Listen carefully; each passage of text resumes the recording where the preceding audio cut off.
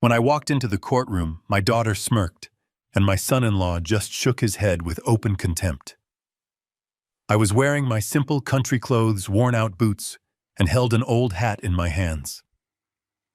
I looked like a lost farmer, a confused old man who did not understand where he was. I saw Victoria whisper something to Preston, and he smiled with that arrogance that had always defined him. I heard her choked laugh, a sound that cut through my chest like a knife. To them, I was an embarrassment, an inconvenience, a silly old fool who had no business being there. But then the judge looked up. His eyes met mine. I watched as the color drained from his face as his hand trembled on the wooden gavel. His lips moved and he whispered something that silenced the entire courtroom. "My God," he said, "is it really him?" Everyone turned to look at me. The silence became so thick I could hear my own heart pounding in my ears. Victoria stopped smiling. Preston frowned, confused, staring at the judge as if he had lost his mind. They had no idea who I truly was. Not until that moment. My name is Harrison Caldwell. I am 70 years old, and somehow still healing from wounds my family inflicted. As a retired man living a quiet life, I thought I had escaped the deceit of the world, but maintained a close bond with my only child. If you are connecting with my story, please hit the like button to bring a little sunshine to this father's heart. Subscribe to the channel so you do not miss my next life stories, and tell me in the comments where you are watching this video from and what time it is there right now. It makes me really happy to know which corner of the country or the world is listening to me. It all started 3 months ago on what was supposed to be a peaceful Thursday afternoon at my secluded farm just outside of Richmond, Virginia. Since my beautiful wife Diane passed away 2 years ago, this farm had been my entire world. It was a quiet sanctuary away from the noise of the city, a place where I could tend to my garden, feed the chickens, and sit on the porch, remembering the good decades Diane and I had shared. I had gladly handed over the complex financial chores to my son-in-law, Preston. He was a sharp, fast-talking venture capitalist who married my daughter Victoria 10 years ago. I trusted them. They were my blood, my family. That afternoon, I walked down the long dirt driveway to check the mailbox. Among the grocery store flyers and seed catalogs, there was a thick envelope with a bright red, urgent stamp on the front. It was from the county tax assessor. I tore it open, expecting it to be a routine receipt. Instead, the bold black letters at the top of the page made the breath catch in my throat. Final notice of default. Property tax delinquency. Imminent foreclosure warning. I stood there in the driveway, the autumn wind suddenly feeling like ice against my skin. I read the document 3 times. It stated that my property taxes were 90 days past due, and if the balance was not settled by the end of the month, the county would begin proceedings to seize the farm. My farm. The home where Diane and I had planned to spend our final days. This made absolutely no sense. Exactly 1 month prior, I had transferred $35,000 directly into Preston's account, specifically to cover these property taxes. He had assured me over a family dinner that everything was taken care of, that I should not stress my retired mind with paperwork and wire transfers. I immediately pulled out my phone and dialed Victoria's number. My hands were shaking, not from age, but from a sudden sharp spike of adrenaline. She answered on the 4th ring, her voice carrying the background noise of a busy upscale restaurant. "Hello, Dad. I'm in the middle of a lunch meeting. Can I call you back? Victoria, I need to know why I just received a foreclosure warning from the county tax assessor," I said, keeping my voice as level as possible.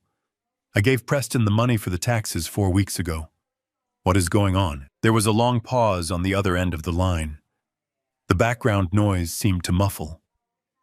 "Dad, calm down," she said, her tone dripping with that patronizing sweetness you use to soothe a panicked child. "Preston handled that. You probably just got a delayed automated letter. Do not worry about it.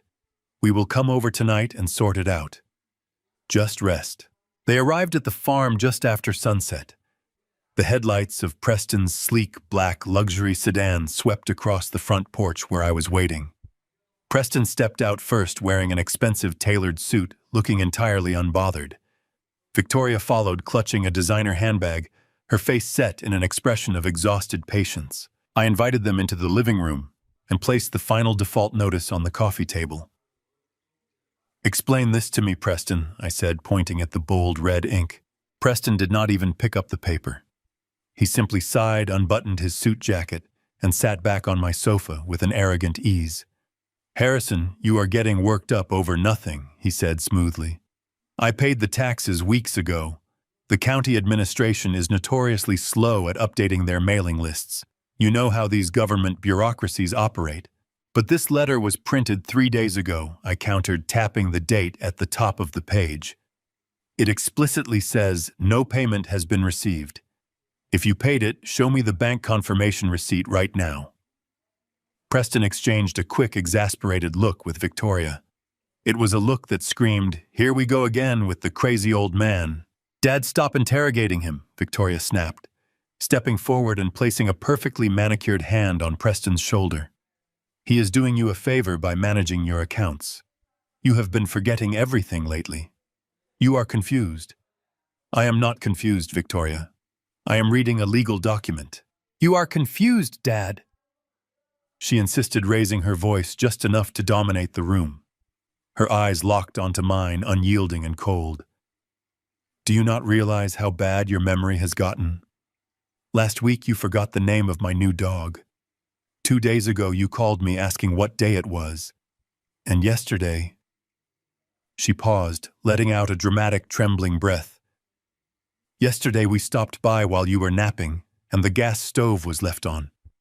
The whole kitchen smelled like a leak. You could have blown up the entire house and died, Dad.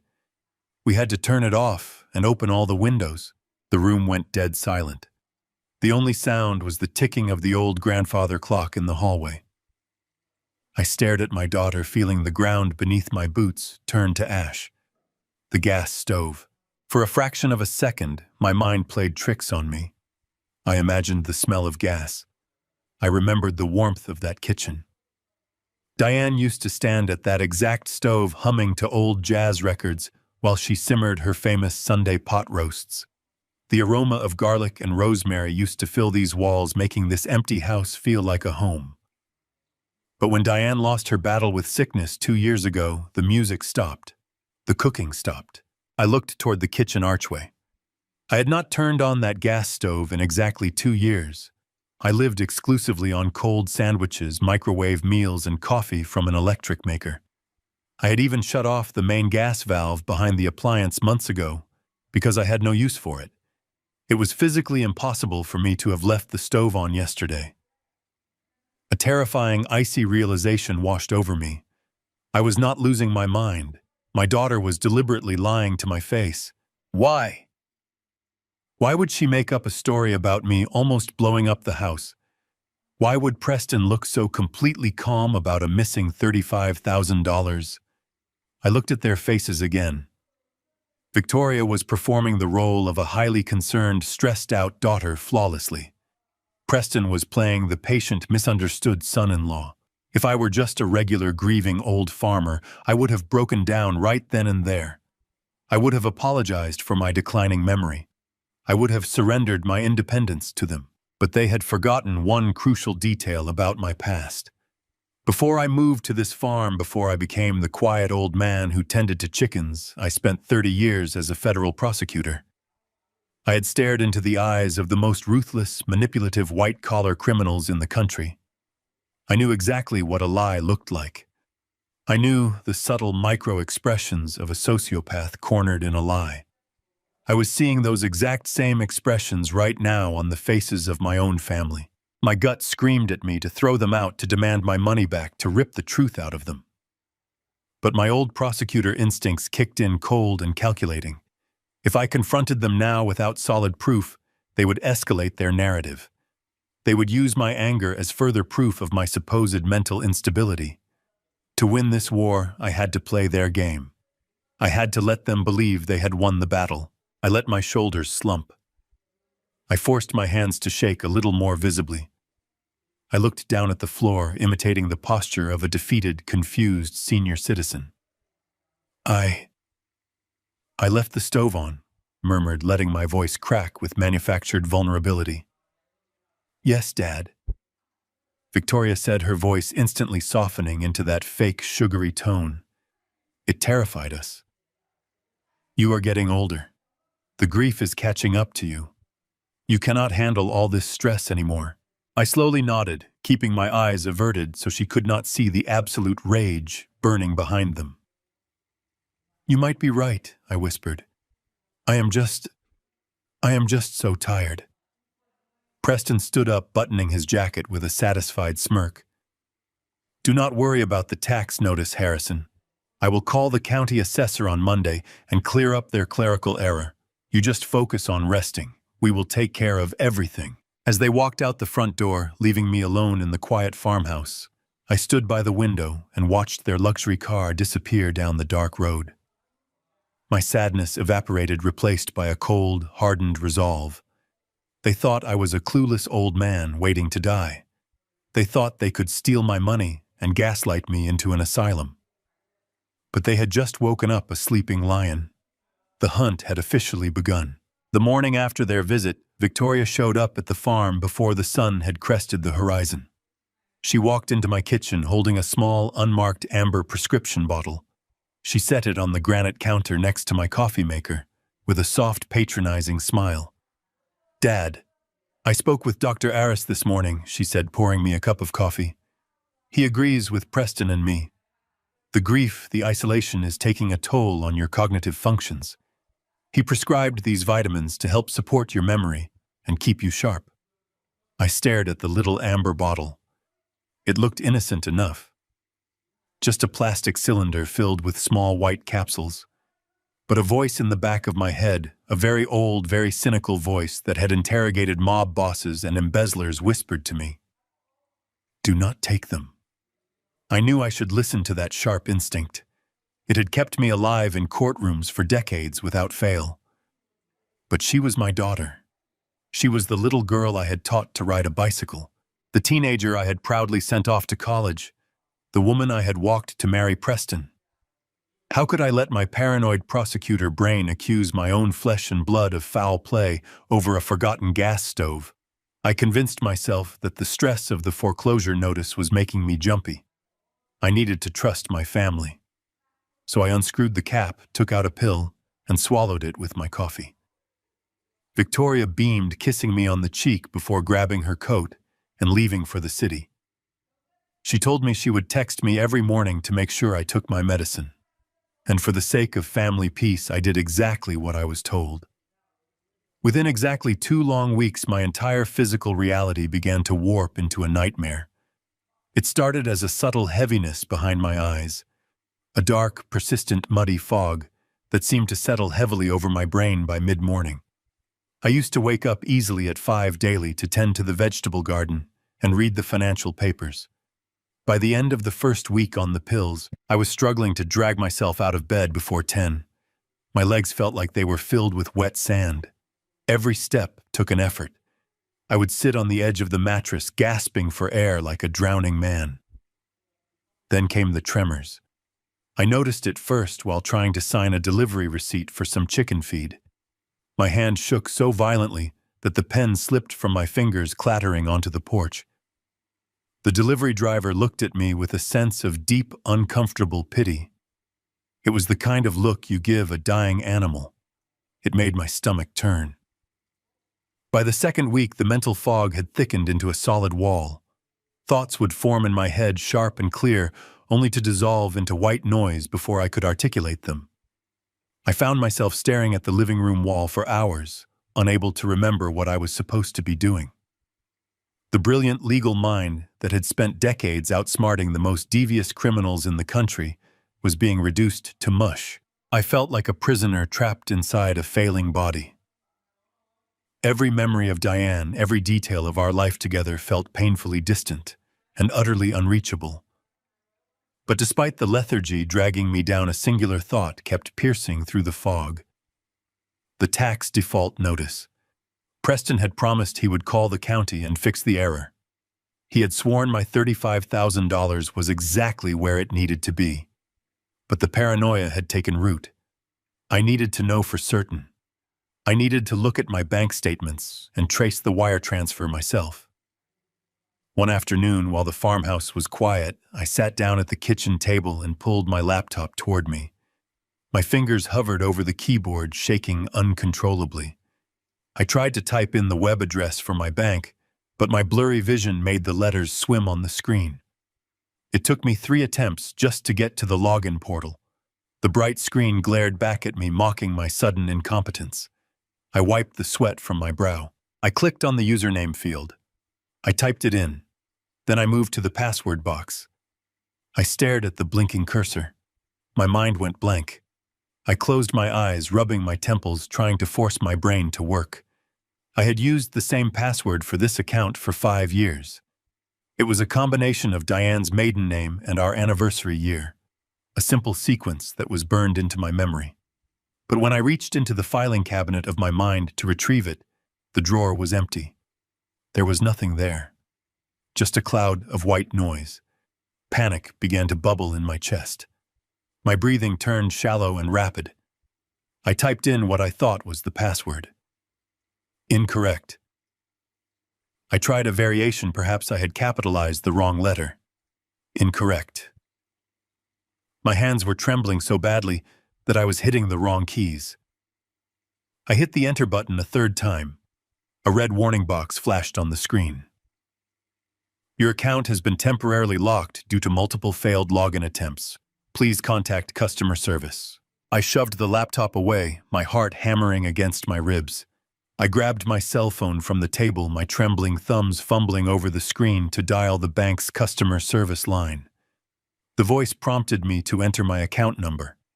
I pulled my debit card from my wallet and typed the 16 digits. Then came the prompt. Please enter your 4-digit telephone security PIN to speak with a representative. I froze. The phone pressed against my ear felt like a block of ice. 4 digits. Just 4 numbers. I knew this PIN. I knew it like I knew my own name. But as I stood there in my kitchen staring at the wall, the numbers refused to materialize. The drugs coursing through my bloodstream had built a dam between me and my own memories. Please enter your 4-digit telephone security PIN, the voice repeated. Come on, Harrison, I muttered, my voice hoarse. Think. Just think. I punched in a sequence. The year I became a federal prosecutor. I waited, holding my breath. I am sorry. That PIN is incorrect. You have 2 attempts remaining. A cold sweat broke out across my forehead. The room started to spin slightly. The lethargy from the morning pill was pulling me down, begging me to go back to bed and forget about it. But the terror of losing control kept me anchored to the floor. I typed in another set of numbers. Diane's birth month and day. I am sorry, that PIN is incorrect. You have 1 attempt remaining before your account is frozen for your protection. I lowered the phone from my ear. My chest heaved as I struggled to draw in air. I looked down at my shaking hands. They belonged to an old man. They did not look like the hands that had once slammed legal briefs onto mahogany tables demanding justice. They looked weak. I felt weak. I hit the end call button and let the phone drop onto the table. The silence of the farmhouse crashed down on me, heavy and suffocating. I sank into a chair, burying my face in my trembling hands. For the first time since Diane died, I felt completely terrified. I was locked out of my own finances. I had no way to verify if Preston had stolen my $35,000. I had no way to prove that the foreclosure notice was real. And worst of all, I was losing the only weapon I had left to fight back. My own mind. Victoria and Preston had insisted these pills would clear my head. They had looked me in the eye and promised they were helping me. But as I sat there shaking and confused, unable to remember a 4-digit number, a chilling realization sliced through the haze. They were not trying to cure me. They were trying to erase me. The next few days passed in a blur of agonizing clarity mixed with chemical exhaustion. I knew the pills they were giving me were poison, But I also knew that if I suddenly stopped taking them completely, Victoria and Preston would know I had figured out their game. I had to maintain the facade.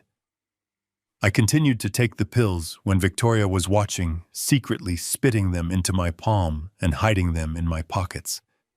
But enough of the drug was already in my system to keep my hands trembling and my mind wading through thick mud.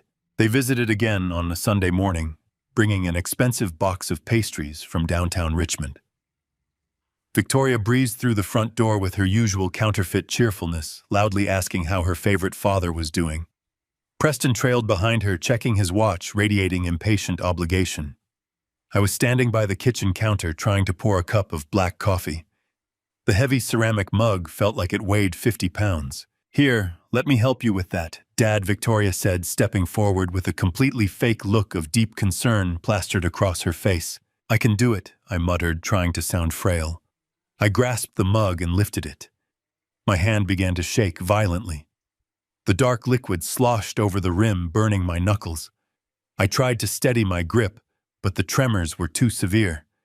The mug slipped and crashed onto the hardwood floor, sending a spray of hot coffee and jagged ceramic shards across the room. "Oh, for heaven's sake," Preston sighed heavily.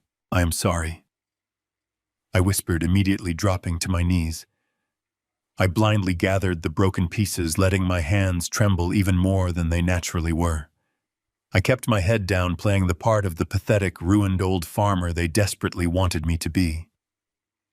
"Do not cut yourself, Dad," Victoria said, her voice laced with fake sympathy. "Just leave it. I will get the mop." She walked toward the utility closet down the hall. I remained on the floor, carefully picking up a sharp piece of ceramic. From my position on the ground, I had a clear view of the large sliding glass door that led out to the back patio. The morning sun was hitting the glass at just the right angle, turning it into a perfect dark mirror. I looked at the reflection in the glass. Preston was standing behind me, leaning against the kitchen island. He was not looking down at me with pity or concern. His face was twisted into a sneer of absolute undisguised disgust. It was a look of cold, calculating impatience. Victoria walked back into the kitchen with the mop. She paused next to her husband, looking down at me as I continued to fumble with the broken pieces on the floor. Preston leaned in close to her ear. His voice was nothing more than a faint hiss, but the kitchen was quiet enough for the sound to carry directly to me. "He is practically useless now," Preston whispered, his eyes fixed on my shaking back. "It will not be long." Victoria did not reprimand him. She did not defend her father. She simply gave a short, silent nod of agreement and handed him a paper towel. As I stared at their reflection, a profound silence settled over my mind. The chemical fog that had been suffocating my brain vanished, burned away by a sudden flash of absolute rage. The trembling in my hands stopped entirely. I knelt there on the floor, clutching the broken ceramic, and let the sheer audacity of his words sink into my bones. He is practically useless now. In that fraction of a second, the image of the weak widower shattered completely. That specific look of arrogant contempt on Preston's face flipped a deeply buried switch in my brain. It was the exact same expression I used to see on arrogant Wall Street fraudsters right before I destroyed their lives 30 years ago. I remembered sitting across polished tables from men just like Preston. Men who believed their slick words made them untouchable. They thought they could manipulate the system, steal from the innocent, and walk away clean. They always smiled until the moment I dropped irrefutable evidence of their crimes in front of a judge and watched the color drain from their faces. For 30 years, I was the apex predator in those courtrooms. I built cases so airtight that defense attorneys advised clients to plead guilty rather than face me. When Diane died, I packed away that part of myself. I traded tailored suits for flannel shirts and legal briefs for garden tools. I wanted peace. I wanted to rest. But seeing Preston standing in my kitchen plotting my demise with my daughter, I realized my retirement had been a mistake. I was not a sick old man. I was a target hunted by amateurs. They thought they had found a vulnerable victim with a thick bank account and a fading memory. They thought they could drug me into compliance, steal my property, and throw me into a cheap nursing home to rot. They had made a catastrophic miscalculation. I took a slow, deep breath, letting the icy focus of my past career wash over me. The prosecutor inside me was fully awake and he was hungry. I knew exactly what I had to do. I could not confront them yet. I needed evidence. I needed a paper trail. I needed to build a prosecution case so devastating that neither of them would ever recover. I let out a ragged, pathetic sigh and allowed my hands to start shaking again. I dropped the piece of ceramic and slowly pushed myself up from the floor, leaning heavily against the counter for support. "I am so sorry." "Victoria," I stammered, making my voice tremble perfectly. "I just cannot seem to hold on to anything today. My hands simply will not cooperate." Victoria patted my arm, her fake smile firmly back in place. "It is okay, Dad. That is why we are here to take care of you. You just go sit down in your recliner and rest. I will clean up this mess." I nodded meekly and shuffled slowly toward the living room, dragging my feet exactly the way a heavily medicated man would. I slumped into my old leather armchair, closing my eyes as if I were exhausted by the simple effort of walking. In reality, my mind was racing at 1,000 miles an hour. Every detail of the room, every word they had spoken, every financial transaction I could remember was being categorized and filed away for future use. I listened to the sound of Victoria mopping the kitchen floor and Preston typing away on his expensive smartphone. They felt secure in their deception. They genuinely believed the hardest part of their plan was over. They had no idea that the real game had just begun. The battle lines were drawn in the spilled coffee on my kitchen floor, and I was going to ensure that when the dust settled, I would be the only one left standing. The next morning, the routine played out exactly as it had for the past 2 weeks. Victoria called at 8 to ensure I was awake and to remind me to take my medicine.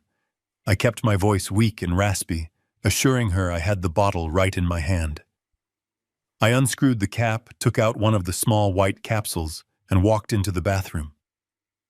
I stared at my reflection in the mirror. My eyes were bloodshot, and my skin held a sickly pale hue. I tossed the pill into the toilet and flushed it away. I watched the swirling water carry it out of sight, and with it went the last shred of blind trust I held for my daughter. Over the next 48 hours, I repeated this performance. Every morning and every evening, a pill went down the drain.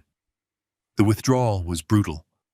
My body ached with deep muscle cramps and relentless headaches pounded behind my temples as the chemical sludge filtered out of my system. But by the morning of the 3rd day, the heavy curtain lifted. My thoughts snapped back into sharp focus. The lingering cognitive fog vanished, and the calculating mind of a federal prosecutor returned in full force. My hands were steady as I poured my black coffee. I was back. But Victoria and Preston could not know that. Whenever they visited or called, I maintained the facade, letting my hands tremble and allowing my words to trail off into whispers. I needed proof of what was hidden inside those capsules. I knew better than to visit my regular physician in Richmond. Victoria was listed as my emergency contact and possessed medical proxy rights on my file. Any toxicology test requested locally would generate a notification and trigger an alert to her smartphone. I had to go off the grid. I bypassed my sedan equipped with GPS tracking and walked to the barn. Under a tarp was my farm truck from the 90s. I grabbed the keys, tossed the amber pill bottle onto the passenger seat, and turned the ignition.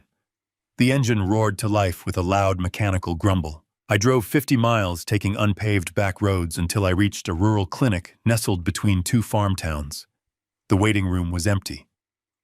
I walked up to the front reception desk and paid $300 in cash for a confidential consultation.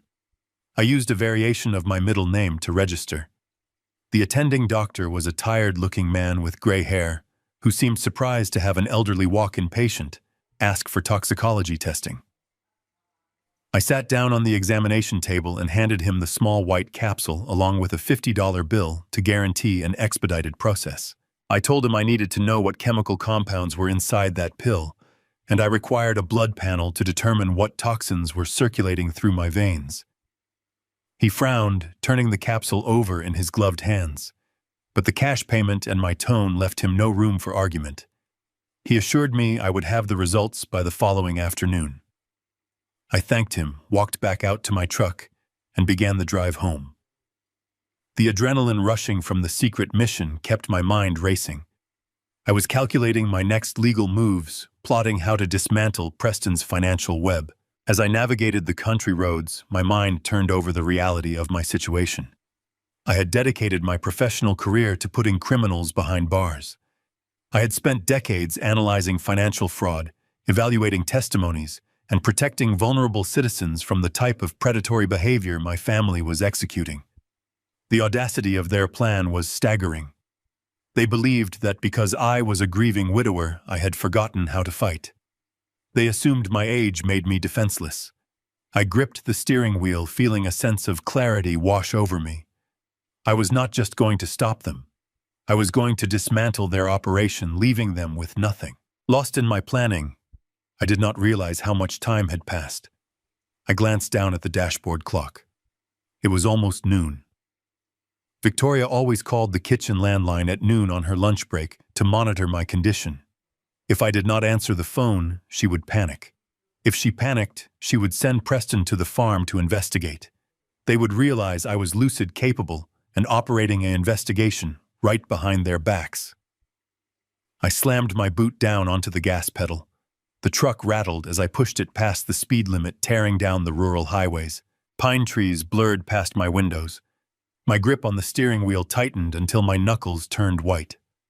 I calculated the remaining distance and the time.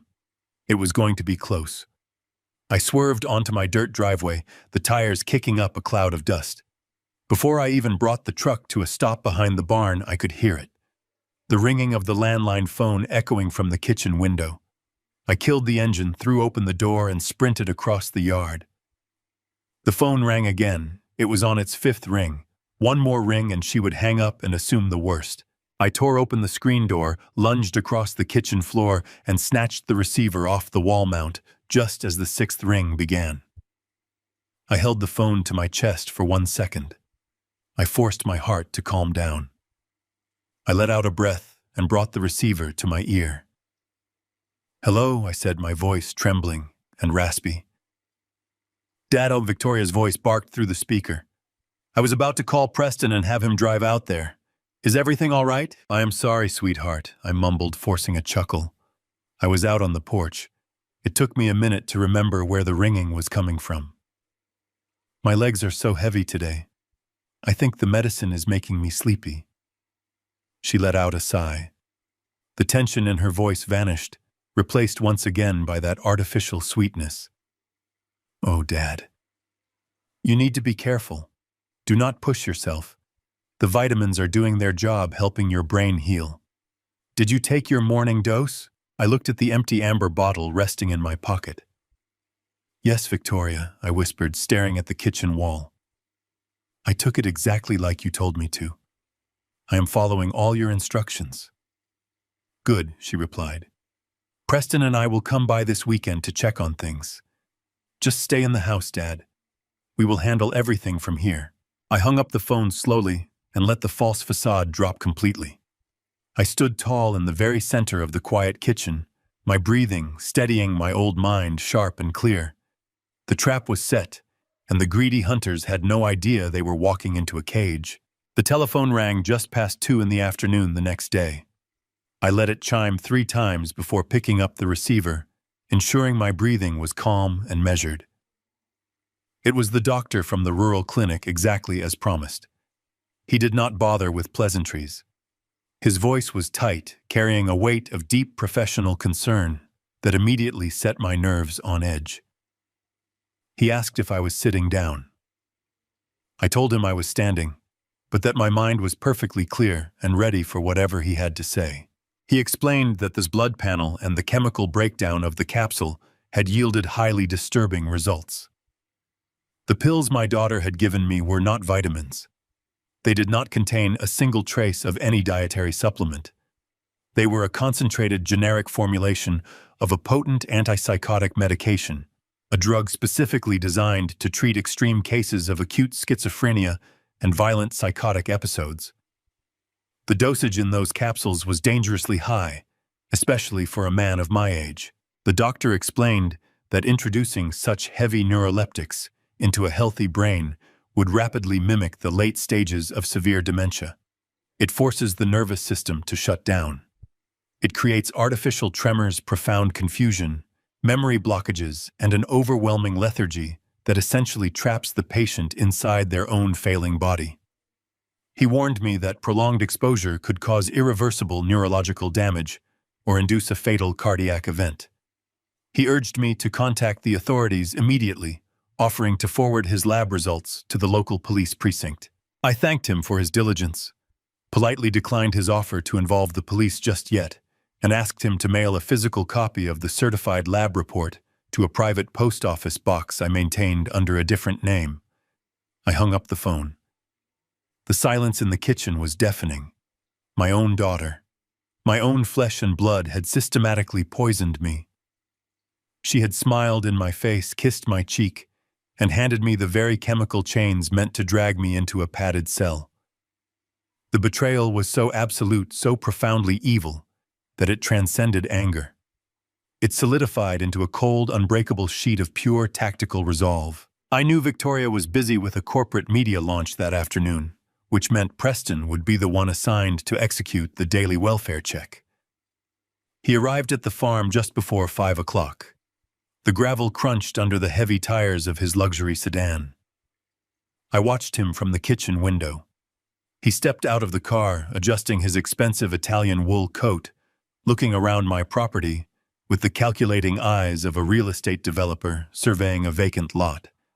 He walked up the porch steps, not bothering to knock, and let himself in using the spare key I had foolishly given them years ago. I quickly shuffled into the living room, slumping my shoulders and allowing a pronounced tremor to take over my hands. I stared blankly at the unlit fireplace, mouth slightly open, performing the role of the heavily sedated father to perfection. Preston walked into the room, stopping a few feet away from my chair. He did not ask how I was feeling. He did not offer a warm greeting. He simply stood there, pulling a sleek leather notebook from his breast pocket and jotting something down. "Harrison," he said, his voice loud and condescending. "Did you take your afternoon dose?" Victoria said. "You sounded a bit out of sorts on the phone yesterday. We need to make sure you are staying on top of your regimen." I slowly turned my head toward him, blinking several times as if trying to focus my vision. "Yes," I murmured, letting my voice crack. "I took them. But my head feels so heavy today, Preston. Everything is spinning." He let out a short, dismissive sigh, clearly annoyed by my existence. "Well, the doctor said it takes time for your brain chemistry to balance out. You just need to sit quietly and let the medication do its work." As he spoke, he reached into the right pocket of his wool coat to retrieve his ringing cell phone. When he pulled the phone out, the fabric of the pocket pulled back just enough for me to catch a glimpse of something metallic reflecting the afternoon light. It was a small, uniquely shaped brass key attached to a heavy silver ring. I recognized it instantly. It was the master key to the heavy floor safe hidden behind the false paneling in my study. A month ago, when I first noticed the key missing from my nightstand, Victoria had spent an hour helping me search the house. She had held my hands, looked me in the eye, and gently told me that my memory was failing, that I must have misplaced it during one of my confused episodes. She had used my own missing property as the first brick in her foundation of gaslighting. And all along, that key had been resting comfortably in her husband's pocket. I needed that key. If they were accessing my safe, they were accessing the original deeds, the bearer bonds, and the legal structures of my entire estate. I knew I had to get it back right then and there, but I could not simply demand it. If I confronted him, he would know the dementia was a ruse. I had to steal it. During the late 80s, I spearheaded a massive federal takedown of a vast organized crime syndicate operating out of the eastern seaboard. To build my case, I had relied heavily on a street-level informant named Jimmy, a master pickpocket, who had turned state evidence. During our many long hours in the safe house, Jimmy had taught me the mechanics of the dip. He explained that successful theft was not about speed, but about misdirection. You had to create a physical shock, a sudden overwhelming point of contact that overloaded the target's sensory perception, making them completely blind to the subtle movement of your hands. I never in my wildest dreams imagined I would employ a mobster's street trick against my own son-in-law in my own living room. I gripped the armrests of my chair and began to push myself up. I made my legs shake violently.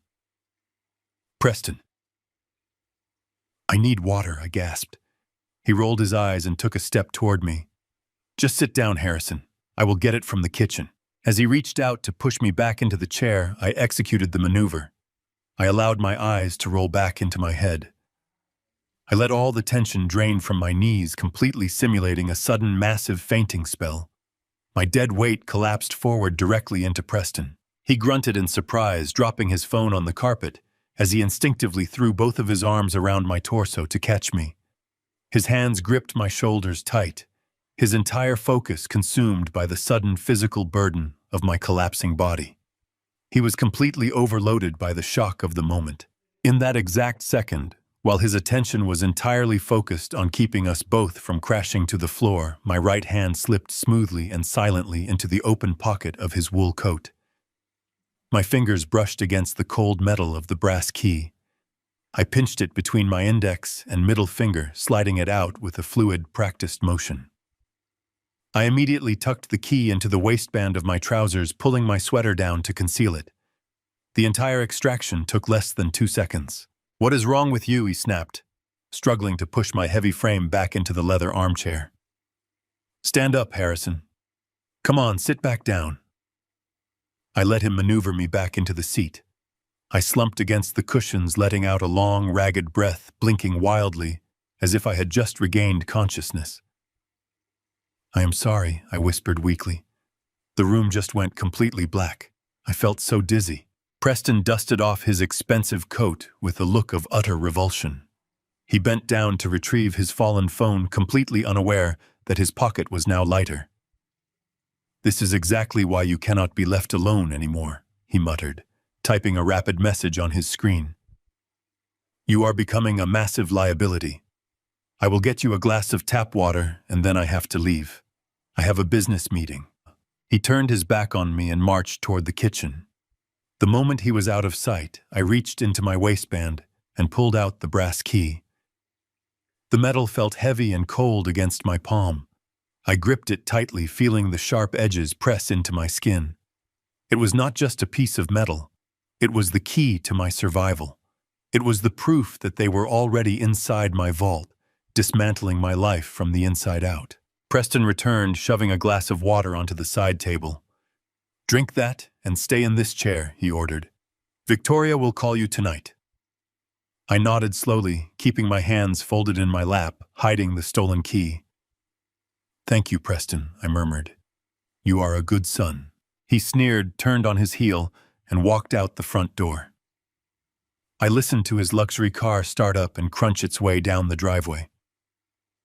I did not move until the sound of the engine completely faded into the distance. Then I sat up straight. The tremors vanished. The weakness evaporated. I looked down at the brass key resting in my palm. The rage that had been simmering in my chest crystallized into pure, unadulterated purpose. They had poisoned my body. They had insulted my intelligence. Now they were robbing my vault. The time for hiding was over. It was time to strike back. Every piece of evidence I gathered from now on would be a nail in their proverbial coffins. I was not going to simply survive this attack against my life. I was going to utterly dismantle their fraudulent reality just as cruelly as they had tried to erase mine. I waited until the sun dipped below the tree line and the farm was wrapped in total darkness. I knew better than to use the landline or my cell phone. If Preston and Victoria were bold enough to drug me and steal the key to my safe, they were certainly capable of monitoring my call logs. During my afternoon trip to the rural clinic, I had purchased a cheap, prepaid cellular phone with a handful of cash. I pulled the small plastic device from my boot, powered it on, and dialed a number I had memorized over 20 years ago. The line rang twice before a deep, gravelly voice answered. It was Jonathan Pierce. Jonathan was a titan in the world of civil law, a man who navigated courtrooms with the precision of a surgeon and the ruthlessness of a shark. We had fought on opposite sides of the aisle many times during my days as a federal prosecutor. Over the years, that professional rivalry had melted into a profound, unspoken respect. He was the only person I could trust with a secret of this magnitude. Jonathan, I said, keeping my voice low. It is Harrison Caldwell. I am using an unregistered phone. Do not return a call to my primary number. There was a brief pause on the line. Harrison Jonathan replied, his tone immediately shifting from casual to strictly business. You do not buy burner phones to chat about the weather. What is happening? I laid out the facts with the clinical detachment of a man presenting an indictment. I told him about the property tax default notice. I told him about the antipsychotic drugs my own daughter had disguised as vitamins. I told him about Preston stealing the key to my hidden floor safe. I did not offer emotional commentary. I simply gave him the evidence. I reminded him that if this failed, I would lose everything I had built for my family, my land, and my freedom. He promised me he would move heaven and earth to prevent that. Jonathan remained silent for a long moment after I finished. When he finally spoke, his voice carried a quiet, terrifying anger. They are setting you up for a fraudulent conservatorship, Harrison. They are trying to medically establish your incompetence so they can seize your assets. We need to document their actions immediately. I need eyes inside my own house, I told him. I need them to catch Preston opening that safe. But it has to be completely off the books. No official security companies. No paper trails they can find. I have a private technical team, Jonathan assured me. Former federal surveillance experts who work exclusively for my firm. They are discreet and they are fast. I will send them to your farm tonight. Leave the back door unlocked. The hours before midnight crawled by with agonizing slowness. I sat in the dark living room watching the faint moonlight filter through the curtains. I ran through every possible legal scenario in my head. I was no longer a father trying to understand his child. I was an investigator building a trap. Precisely at midnight, 2 unmarked dark sedans rolled silently up my dirt driveway. The headlights were extinguished. 3 men dressed in dark, nondescript clothing slipped out of the vehicles and moved swiftly toward my back porch. They wore gloves to avoid leaving fingerprints and carried specialized gear bags that looked completely ordinary from the outside. I unlocked the heavy wooden door and let them inside. They did not ask questions. They offered no pleasantries. They simply went to work with a level of quiet professionalism that instantly put me at ease. The lead technician, a tall man with sharp eyes, handed me a secure tablet. He explained that they would be installing military-grade micro-cameras directly into the architectural molding of the living room and the study. The lenses were no larger than the head of a pin, completely invisible to the naked eye. The video feeds would be encrypted and uploaded directly to a secure server at Jonathan's law firm. If Preston or Victoria stepped foot in this house, every movement, every whisper would be captured and preserved as irrefutable legal evidence. I directed them to the study first. I pointed to the heavy oak bookshelves lining the far wall. The floor safe was hidden beneath a false section of hardwood, directly below the bottom shelf. The technicians nodded and began drilling microscopic holes into the crown molding near the ceiling. They worked with surgical precision, routing tiny wires behind the drywall. I watched them in the dim light of a desk lamp, feeling a strange mix of relief and profound sorrow. I was turning my own sanctuary into an active surveillance zone to catch my daughter committing a felony. The reality of that fact weighed heavily on my chest, but I pushed the emotion aside. This was a war of survival. Every second ticked loudly in my ears, reminding me that we were operating in a highly vulnerable window of time. If Preston had decided to return for another surprise check, the entire operation would be exposed instantly. The installation process, however, proved to be far more complicated than anticipated. The thick, century-old plaster and dense oak beams of my farmhouse resisted their modern tools. What was supposed to be a rapid 45-minute operation stretched into 90 minutes. They had successfully wired the study and were moving out into the main living room to establish a secondary camera angle. The lead technician signaled that they needed another 30 minutes to conceal the power transmitter behind the fireplace mantel. I stood watch by the front window, keeping my eyes fixed on the long, dark stretch of road leading up to my property. It was exactly 1:45 in the morning when the silent alarm triggered. A small blue light flashed on the digital monitor I kept next to the front door. The monitor was connected to a motion sensor I had installed at the very entrance of my driveway years ago to track delivery trucks. Someone had just turned onto my property. I felt a cold knot form in my stomach. My breathing quickened as the reality of the situation washed over me. The entire operation was hanging by a delicate, microscopic thread. The tech team was actively pulling wiring across the center of the living room floor. The heavy mantelpiece was partially detached from the wall. There were tools scattered across the rug. I pressed a button on the monitor to pull up the live feed from the gate camera. A sleek, black luxury SUV was creeping up the driveway, moving slowly, so the gravel would not make too much noise. The license plate was unmistakable. It was Victoria. She was coming to check on me. My mind raced to analyze her motivation. Why would she drive all the way out here at nearly 2 in the morning? The answer hit me like a physical blow. The evening dose. I had flushed my nighttime pill down the toilet hours ago, but I had not texted her to confirm I had taken it. I had been so focused on coordinating with Jonathan and the surveillance team that I had neglected to maintain the illusion of compliance. Victoria, obsessed with keeping my system flooded with those antipsychotic drugs, had driven out here in the dead of night to force the pill down my throat herself. I knew she was ruthless, but driving out to the farm at 2 in the morning proved how deeply she was committed to this dark scheme. The stakes were absolute life and death now. I spun around to face the technicians. "We have a vehicle approaching," I whispered sharply, my voice carrying across the silent room. "You have exactly 2 minutes before she is at the front door." The 3 men moved instantly. They began rolling up the exposed wires and shoving their equipment into their black duffel bags. But the living room was a mess. The thick white plaster dust from the heavy drilling was glaringly visible on the dark polished hardwood floor. The mantelpiece was still slightly misaligned. There was absolutely no way they could pack their gear, clean the evidence, and exit the house without Victoria noticing the disruption. The bright headlights of her SUV swept across the front windows, casting long, terrifying shadows across the living room walls. I could hear the crunch of the tires as she pulled the vehicle to a stop right behind the unmarked sedans belonging to the tech team. She would see those cars.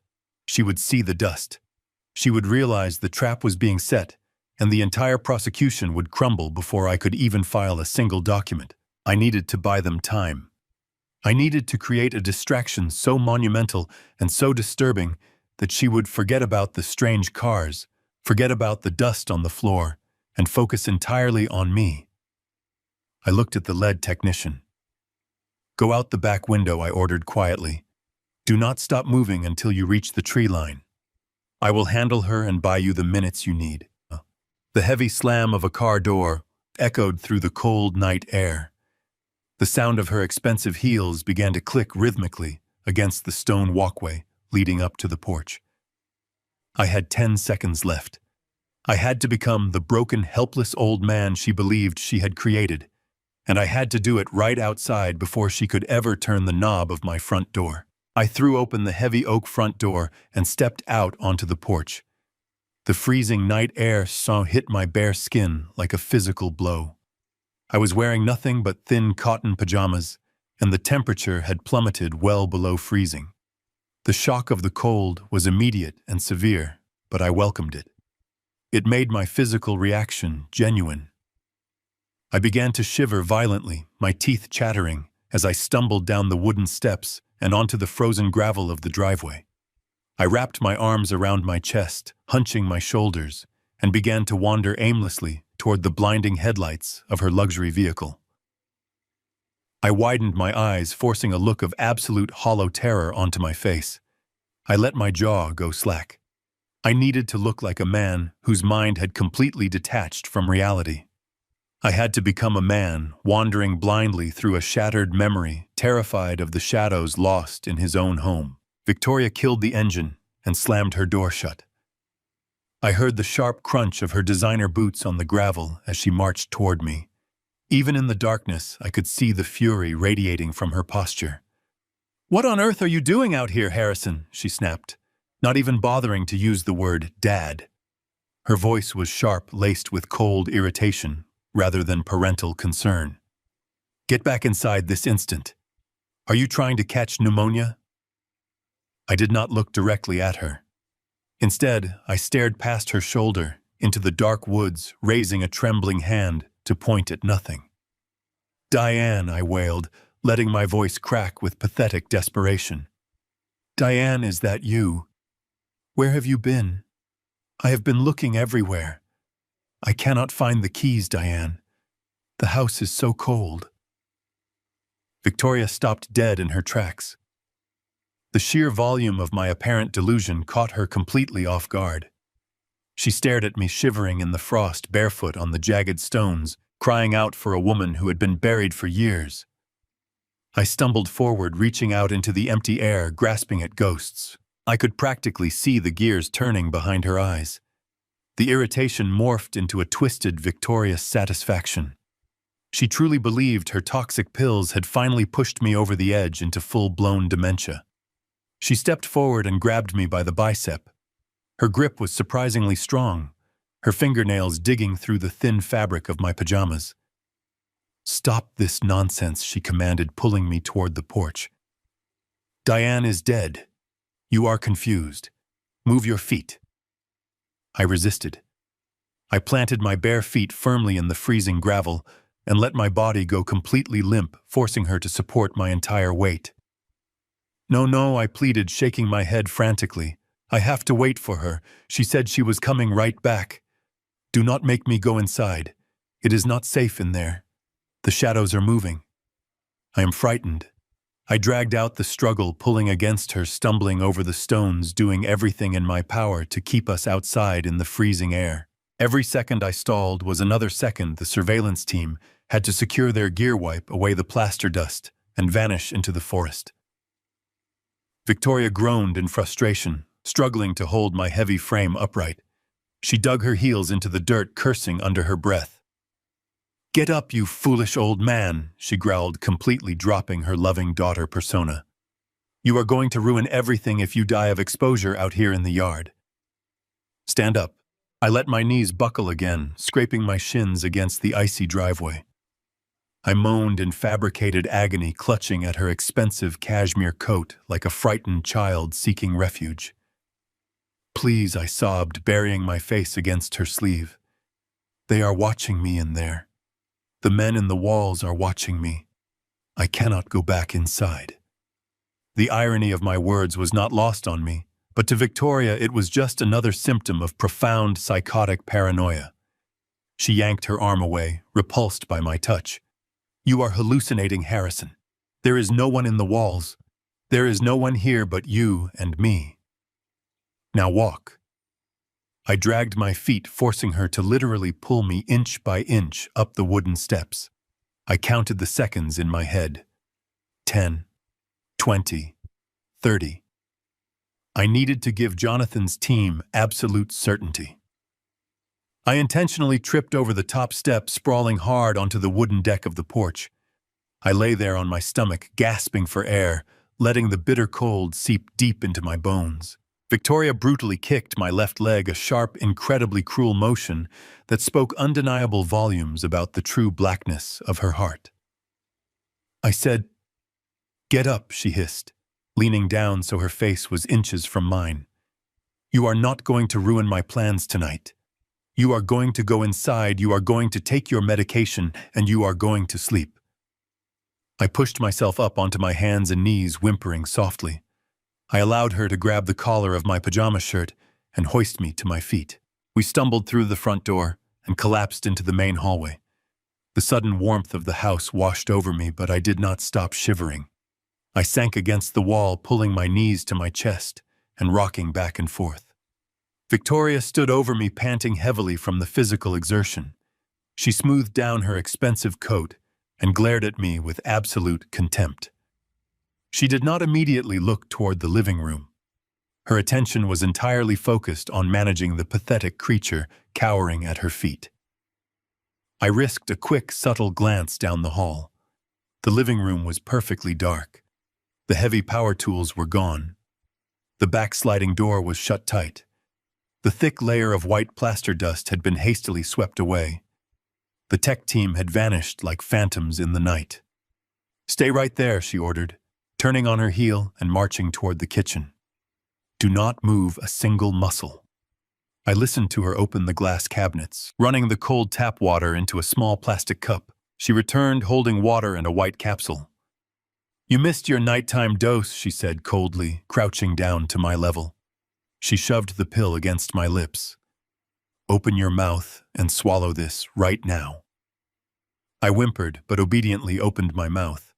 I placed the pill on my tongue, took a large gulp of water, and swallowed hard, making sure she saw my throat move. She watched me closely, waiting a full minute to ensure I had not hidden it. What she did not know was that I had already trapped the capsule inside my cheek. Satisfied, Victoria stood up, gave me a look of disgust, and left. As her car drove away, I spat the pill out. I looked up at the crown molding. A tiny red light blinked once. The cameras were live. The silent hunt for their ultimate destruction had officially begun. The silent hunt for their ultimate destruction had officially begun. The following morning broke with a heavy gray overcast that mirrored the cold determination settling deep into my bones. I sat alone at the kitchen island, a steaming mug of black coffee resting untouched beside the encrypted tablet Jonathan had provided. My hands were perfectly steady. The house was quiet save for the rhythmic ticking of the grandfather clock in the hallway. I powered on the tablet, entering the complex sequence of passcodes Jonathan had instructed me to use. The screen flickered to life, dividing into multiple high-definition grids. The visual clarity was astonishing. I could see every corner of my living room and every shadow in my study, all captured through microscopic lenses, completely invisible to the naked eye. I pulled the cheap burner phone from my pocket and dialed Jonathan. He answered on the first ring, his voice crisp and strictly professional. "We have secure feeds," Jonathan said. "No trace of interference. I have my forensic accounting team monitoring the stream from our dedicated server. We are waiting for your son-in-law to make his move." I did not have to wait long. At exactly 2 o'clock in the afternoon, the crunch of gravel signaled the arrival of a vehicle. I was sitting in my bedroom, intentionally leaving the main areas of the house empty. I had sent a text message to Victoria an hour earlier claiming I was feeling incredibly weak and was going to take a long medicated sleep. She had undoubtedly relayed that information to Preston, giving him the perfect window of opportunity. I stared at the tablet screen. The front door opened with a quiet click. Preston stepped into the hallway. He moved with a practiced predatory caution, stepping lightly on the hardwood floors to avoid making the old boards creak. He paused at the base of the staircase, listening intently for any sound coming from my bedroom. Satisfied that the heavy dose of antipsychotics was keeping me unconscious, he turned and walked directly into the study. The camera, positioned perfectly in the crown molding, captured his face in pristine detail. There was no hesitation in his movements. He knew exactly where he was going and what he was looking for. I watched, my jaw clenched, as the man who had married my daughter walked around my heavy mahogany desk.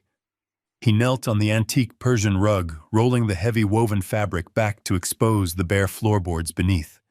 He ran his fingers along the edge of the wood, finding the hidden latch, and lifted the false panel. The heavy steel door of my floor safe was exposed. He reached into his pocket and pulled out the brass key.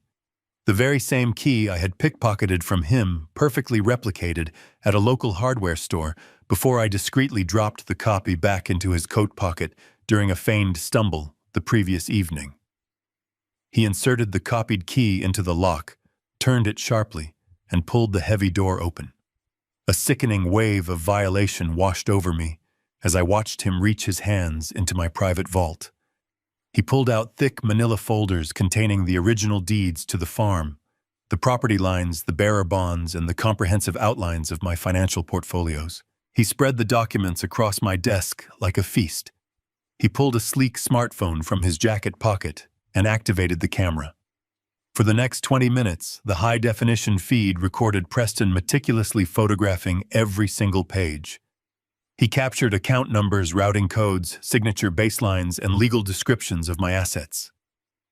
He was building a complete digital replica of my entire estate. I watched him carefully place the folders back into the safe lock, the steel door replace the floorboard, and roll the rug back into its exact original position. He left the house as silently as he had arrived. When the screen finally showed an empty room, Jonathan spoke through the burner phone. His voice was heavy with dark realization. "Harrison." "We have a massive problem," Jonathan said, his tone stripped of any professional detachment. "I put my best forensic accountants on Preston yesterday morning. I told them to dig into his venture capital firm to tear apart his public filings and find out exactly what his financial situation looks like." "What did they find?" I asked, my voice dangerously calm. "It is a sham, Harrison. The entire firm is a hollow shell company. He has not made a profitable investment in over 4 years. He has been hemorrhaging money, living completely on credit, and floating loans to maintain the illusion of a successful corporate lifestyle. But it is much worse than just being broke. He owes money, a staggering amount of money." "How much?" I demanded. $15 million, Jonathan replied, the number hanging in the air like a physical threat. "And he does not owe it to conventional banks. He owes it to a shadow banking syndicate operating out of Chicago. These are not people who send collection letters, Harrison. These are ruthless, violent creditors who specialize in high-interest, off-the-books lending to desperate executives. Preston is completely backed into a corner, and his time is running out." I stared at the blank screen of the tablet, the pieces of the puzzle rapidly snapping into place. The fake vitamins, the isolated farm, the theft of the documents. "He is using my estate," I realized aloud, the cold truth settling over me.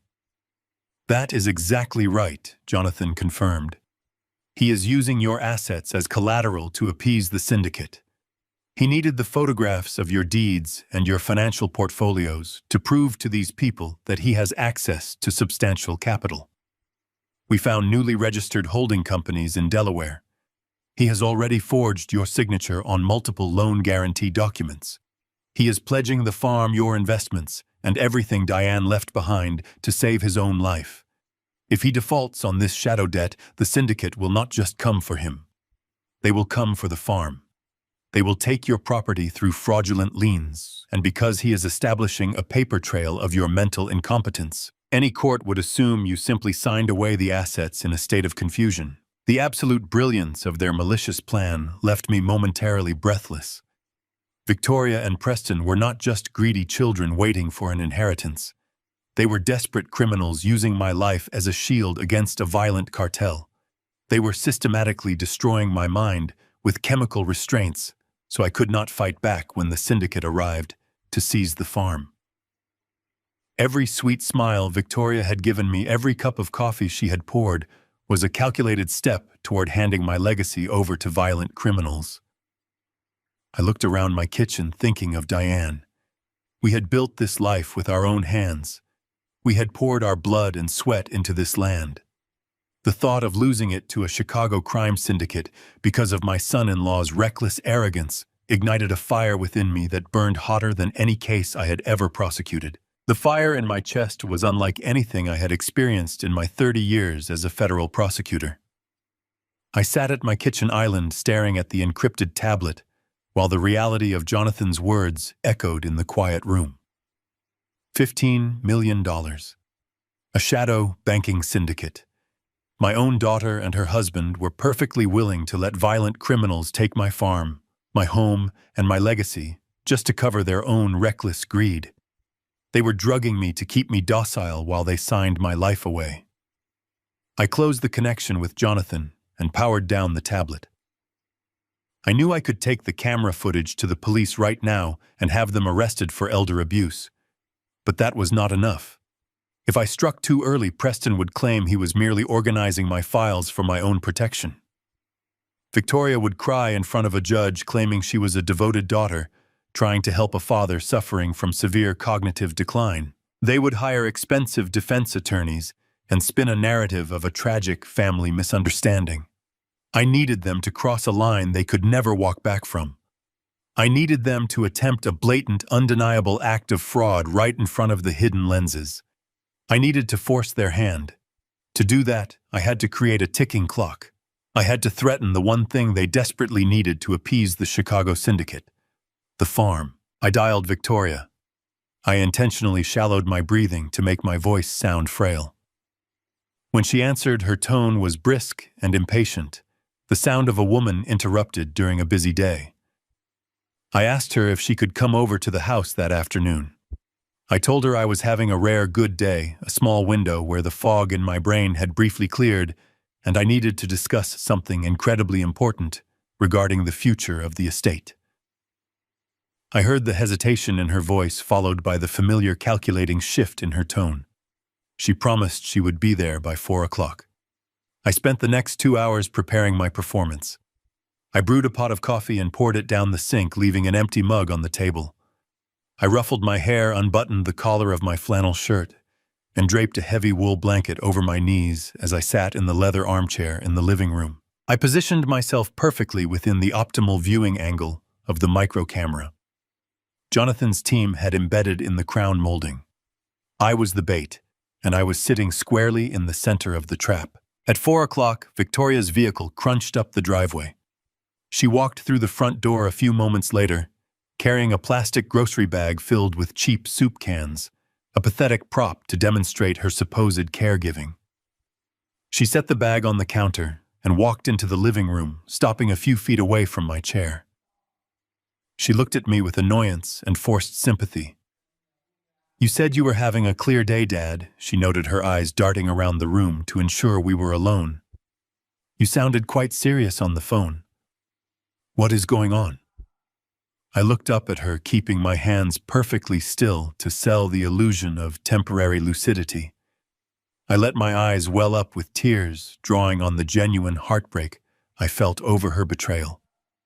"Victoria," I began, letting my voice crack with manufactured sorrow. "I know what is happening to me. I know my mind is slipping away. The fog is getting thicker every single day. Soon I will not remember my own name, let alone the legacy we built on this land." I took a slow, rattling breath. She stepped closer, her posture stiffening. She was clearly trying to gauge whether this was a genuine moment of clarity or another symptom of the heavy antipsychotics she had been feeding me. "Oh, Dad." "Do not speak like that," she murmured, reaching out to pat my shoulder with a cold, hesitant hand. "The vitamins are helping. You just need more time." "No, Victoria." I insisted, gently pulling my shoulder away from her touch. "We both know the truth. I am losing the battle. But today, right now, my thoughts are clear. And I realize I have a profound responsibility to protect this property before I am entirely gone. I cannot let this beautiful farm decay while I sit in a nursing home. I cannot burden you and Preston with the heavy financial upkeep of this massive estate." She froze completely. Her hand hovered in the empty air between us. I watched the blood slowly drain from her face, leaving her skin a pale, sickly white. "What are you saying, Dad?" she asked, her voice dropping to a harsh, terrified whisper. I looked directly into her eyes, delivering the fatal blow with absolute precision. "I am saying that I called my estate lawyer this morning." I lied smoothly. I told him to draft the final paperwork. "This coming Monday at exactly 9 in the morning, I am signing the entire farm, the house, and the surrounding acreage over to the state agricultural charity. They will preserve the land in your mother's name forever. It is the only way to keep the property safe from developers and taxes. The estate will be gone, Victoria, but it will serve a noble purpose." Victoria stared at me as if I had just plunged a dagger into her chest. Her breathing became rapid and shallow. The meticulous, condescending mask she wore so flawlessly, completely shattered. She needed this property to satisfy the violent syndicate breathing down her husband's neck. Without the farm as collateral, Preston was a dead man, and her lavish lifestyle would crumble. But Monday, she stammered, her eyes wide with unadulterated panic. "Dad, you cannot do that. You are not thinking clearly. You cannot just give away the family inheritance on a whim. Preston and I have plans for this place. You have to cancel that meeting." I shook my head slowly, letting a gentle, resigned smile touch my lips. "No, sweetheart," I whispered softly. "My mind is made up. The lawyer is filing the documents on Monday morning. Once my signature is on that paper, the transfer is irrevocable. It will be done." She took 2 steps backward, physically reeling from the absolute finality of my statement. Her hands began to shake with the very tremors she had been trying to artificially induce in me. She grabbed her purse from the sofa, unable to formulate a coherent sentence. "I have to go," she gasped, turning abruptly toward the hallway. "I will be right back." She practically sprinted out the front door, slamming it shut behind her. I listened to the frantic roar of her engine as she sped down the driveway. The ticking clock was loud. I had given them exactly 48 hours before the estate vanished. They could not wait. They would have to strike this weekend. The bait was taken and the predators were rushing headlong into my trap. Friday morning arrived with a deceptive stillness. The heavy clouds from the previous days had broken, allowing a pale, thin sunlight to wash over the frost-covered pastures. I woke up at 5 o'clock, my mind sharper than it had been in months. The remaining chemical traces of the antipsychotics were completely gone from my bloodstream. I sat at my kitchen table with a hot cup of black coffee, opening my encrypted tablet to review the overnight surveillance footage. My trap was perfectly set. I had scheduled a final meeting with Jonathan Pierce for that afternoon to hand over the digital evidence, the toxicology reports, and the recorded video of Preston infiltrating my safe. We were going to file a massive federal injunction, freezing every single asset and triggering a criminal fraud investigation before the sun set. I felt a deep, resonant sense of vindication. I had outsmarted them. I was the veteran prosecutor who had lured the arrogant amateurs into a fatal legal ambush, but I had severely underestimated the sheer terrifying speed of a desperate man fighting for his life. At exactly 8:15, the tranquility of the morning was shattered by the harsh crunch of heavy tires tearing up my gravel driveway. I did not hear just one vehicle. I heard a convoy. I walked to the kitchen window and pulled back the curtain. My blood ran cold. 3 county sheriff cruisers were parked at aggressive angles across my front lawn, their light bars flashing bright blue and red against the morning frost. Behind them, a sterile white passenger van bearing the seal of the Department of Social Services blocked the main exit. Doors slammed in unison. Uniformed deputies stepped out, adjusting their utility belts, moving with the cautious, practiced tension of law enforcement responding to a volatile situation. 2 individuals in plain civilian clothes, a man and a woman holding thick clipboards, stepped out of the white van and flanked the officers. I stood frozen by the sink. My entire federal case, my meticulously planned counterattack, was still sitting in an encrypted file on the kitchen island. I had played the bait too well. I had forced a ticking clock onto Preston and Victoria, anticipating they would try to force my signature on a new deed over the weekend. Instead, they had bypassed me completely. They had used the legal system itself as a weapon, launching a preemptive strike with terrifying efficiency. Heavy authoritative knocks pounded against my front door. The sound echoed through the farmhouse like gunfire. I took a deep breath, forcing my racing heart to slow down. I had to maintain the facade. I ruffled my hair, hunched my shoulders, and shuffled toward the foyer, letting my hands develop a visible, violent tremor. I unlocked the deadbolt and pulled the heavy door open. A tall sheriff deputy with a stern face stood on the porch, flanked by the 2 social workers. "Harrison Caldwell." The deputy asked, his tone not leaving any room for debate. Yes, I stammered, making my voice sound weak and hopelessly confused. What is happening here? Is there a problem? The female social worker stepped forward, her face a mask of practiced clinical sympathy. Mr. Caldwell, my name is Brenda. We are here from Adult Protective Services. We have received an emergency court order regarding your immediate welfare and the management of your estate. She handed me a thick stack of legal documents stapled together. The heavy black text on the first page jumped out at me, hitting me with the force of a physical blow. It was an emergency ex parte conservatorship order, signed and stamped by a county judge just hours ago. An ex parte order meant it had been filed and granted in secret without my knowledge, without my presence, and without giving me any opportunity to defend myself in a courtroom. It is a legal maneuver strictly reserved for the most extreme life-threatening cases of mental collapse. I stared at the paperwork, letting my hands shake so hard the pages rattled. "This cannot be right," I whispered, staring blindly at the deputy. "I am fine. I am perfectly fine. I just woke up to drink my coffee." "I am sorry, sir," the deputy said, his hand resting cautiously on his service belt. "But the judge has temporarily stripped you of your legal autonomy.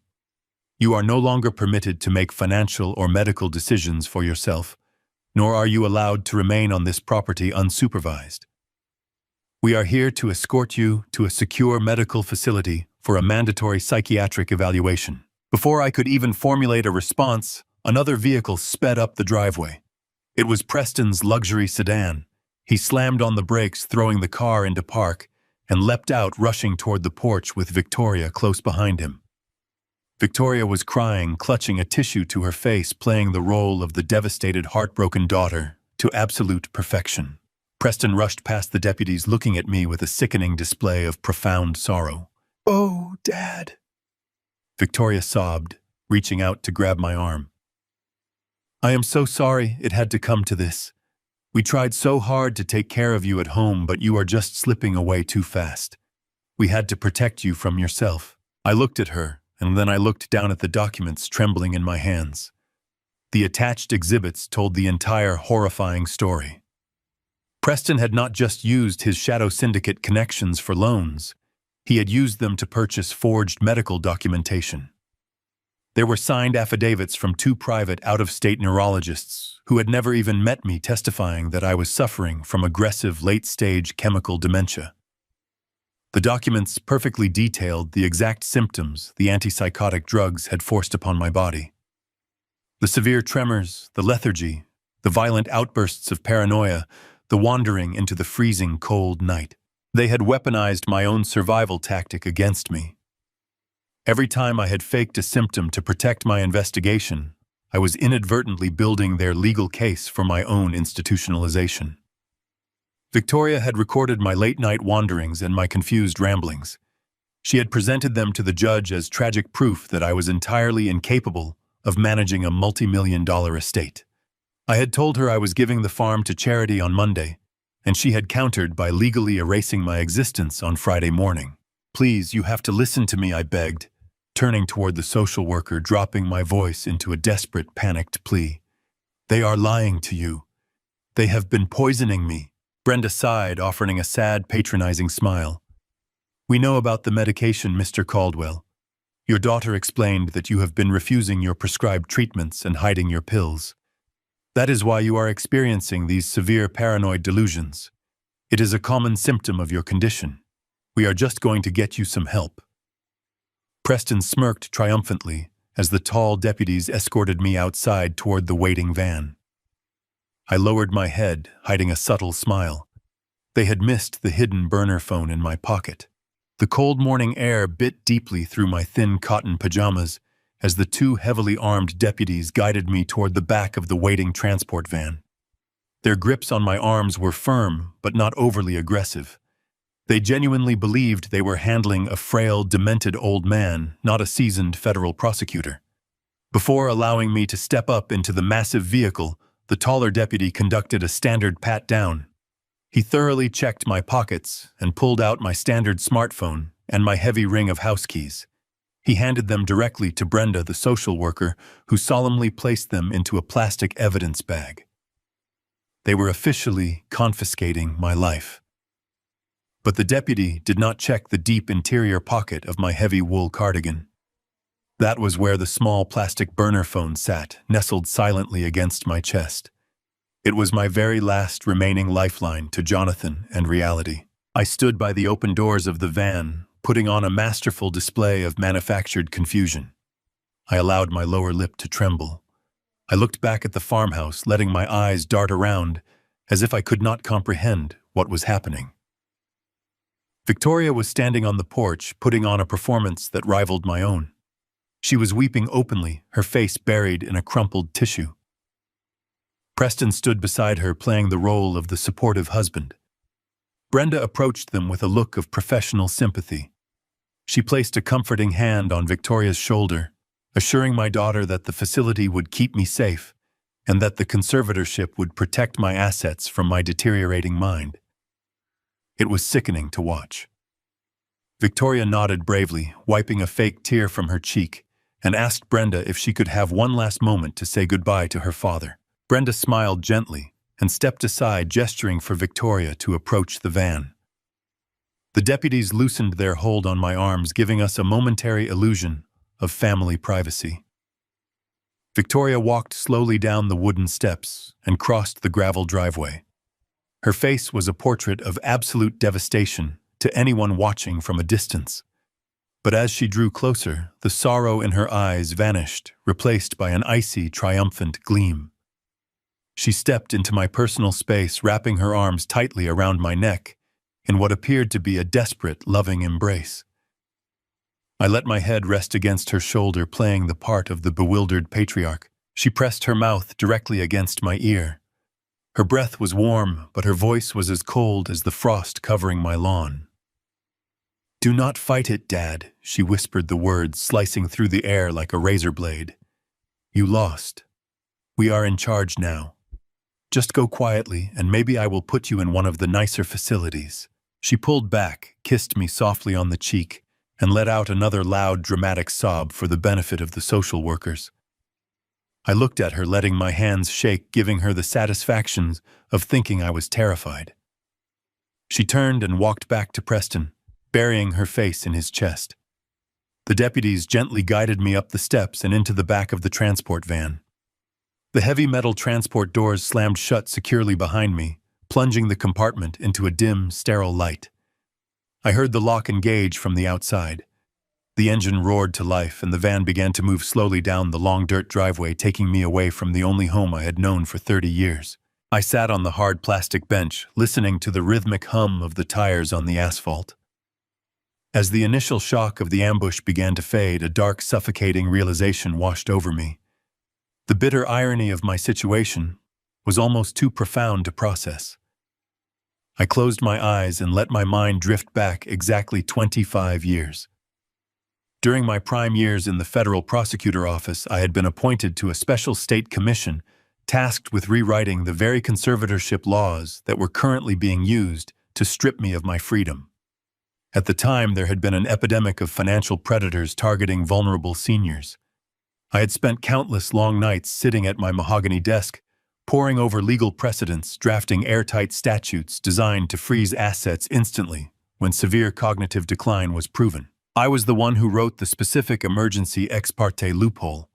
I had personally designed that strict legal mechanism to allow social services to bypass standard courtroom delays if two neurologists signed sworn affidavits proving an immediate threat to the vulnerable patient. I had championed that law. I had stood before the state legislature and argued passionately that this rapid intervention was the only way to save victims before their estates could be drained by scammers. It was widely considered my legal masterpiece, a shield for the defenseless. And now my own daughter had turned my masterpiece into a weapon, using the exact legal framework I had constructed to orchestrate the perfect crime. She had weaponized my own words, my own statutes, and my own legacy to lock me away. The people I was meant to protect were the ones currently driving me to a locked psychiatric ward. Her brilliant legal maneuver was undeniable, but it was built entirely on absolute fraud. The medical records were forged. The symptoms were chemically induced. The narrative was a complete fabrication. They had successfully weaponized the law against its creator. But they had made one fatal error. They assumed that by removing me from the farm and taking my primary cell phone, they had severed my ability to fight back. They thought the game was over. They did not know about the hidden cameras recording every inch of my study. They did not know that Jonathan Pierce was sitting in his downtown office holding digital copies of their shadow banking debts and the video of Preston accessing my safe. And most importantly, they did not know about the small plastic burner phone resting securely against my chest. I reached my right hand inside the thick wool of my cardigan and traced the rectangular outline of the device with my thumb. The van hit a pothole, jostling me slightly, but I remained perfectly still on the bench. I did not need to make a call right now. I just needed to survive the mandatory psychiatric evaluation. I knew exactly how those evaluations worked. I knew the questions the doctors would ask, the cognitive tests they would administer, and the specific behavioral markers they would look for. Once the harsh antipsychotics were entirely out of my system, my mind would be as sharp as a scalpel. I would pass their tests flawlessly. I would easily prove my mental competence. And the moment I was alone in a secure room, I would pull out the burner phone and authorize Jonathan to drop the hammer. Victoria and Preston truly believed they had successfully imprisoned me. They had absolutely no idea they had unknowingly given me the perfect legal alibi, while my final trap snapped firmly shut around their greedy throats. They had absolutely no idea they had unknowingly given me the perfect legal alibi, while my final trap snapped firmly shut around their greedy throats. The transport van ride felt like a descent into a clinical purgatory. When we arrived at the high-security behavioral health facility on the outskirts of the county, I offered absolutely zero resistance. I knew that any display of anger, any assertion of my legal rights, or any demand to speak with an attorney would immediately be documented as combative paranoia. Instead, I let my shoulders slump. I shuffled my feet across the linoleum floors. I stared blankly at the intake nurses, offering only confused murmurs when they asked for my basic information. They cataloged my confiscated personal items, took my vital signs, and escorted me down a long, sterile corridor to a private room. The heavy door clicked shut, the electronic lock engaging with a solid, echoing thud. Through the narrow, reinforced glass window in the center of the door, I could see a burly orderly take his position in the hallway. I was officially a prisoner of the state, trapped within a system I had helped design. The room was deliberately sparse. A narrow bed bolted to the floor, a single chair, and a small adjoining bathroom with no mirrors. I sat on the edge of the stiff mattress, listening to the heavy footsteps of the orderly pacing outside. I waited for 2 agonizing hours, ensuring that the initial intake rounds were completely finished. I listened to the shifting routines of the facility until a deep silence settled over the wing. Once I was certain I was not being actively observed, I slipped my hand into the deep pocket of my wool cardigan. My fingers wrapped around the small plastic burner phone. Moving with agonizing slowness, I slid the device out and immediately slipped it beneath the thin mattress, creating a secure hiding spot, just in case a nurse conducted a random room search. I sat perfectly still, my eyes fixed on the door. The orderly outside had stopped pacing and appeared to be reading a magazine. I slid my hand back under the mattress, retrieving the phone. I kept the device low, shielded by my body, and turned the screen brightness down to the absolute minimum setting. The walls were thin, and even a whisper might alert the staff. I typed a rapid text to Jonathan Pierce.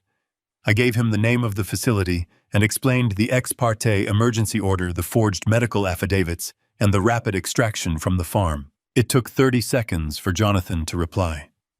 His text was brief, but the fury behind his words was palpable. They bypassed the standard docket, he wrote. They used a specific emergency loophole to strip your rights without a preliminary hearing. But that order is only temporary. By law, they must hold a formal evidentiary hearing within 72 hours to solidify the conservatorship and make it permanent. That gives us exactly 3 days. I stared at the glowing text, my legal mind instantly shifting into overdrive. 72 hours. It was a narrow window, but it was enough.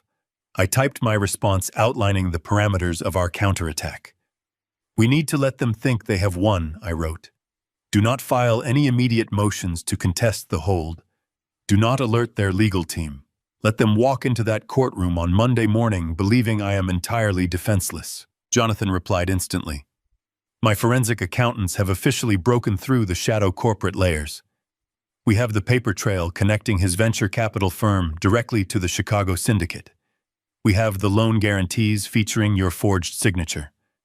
My technical team has perfectly preserved the high-definition surveillance footage of Preston opening your floor safe and photographing your assets. It is completely irrefutable. We will bury them. I read his words, feeling a surge of cold, methodical satisfaction. We needed to ensure every single piece of their fraud was exposed simultaneously. I instructed Jonathan to silently subpoena the 2 out-of-state neurologists who had signed the fake medical affidavits. We both knew those doctors were likely paid off using the syndicate money, and under the threat of federal perjury charges, they would crumble instantly on the witness stand. I also told him to prepare a massive federal injunction ready to be filed the very second the hearing commenced. We were going to hit them with a shockwave of legal destruction so absolute that they would not even have time to blink. Jonathan agreed to the strategy. His final message contained a stark warning. You have to play your part flawlessly, Harrison. The doctors at that facility are going to evaluate you. They will try to provoke a reaction. Victoria will undoubtedly visit you to establish a record of your cognitive decline.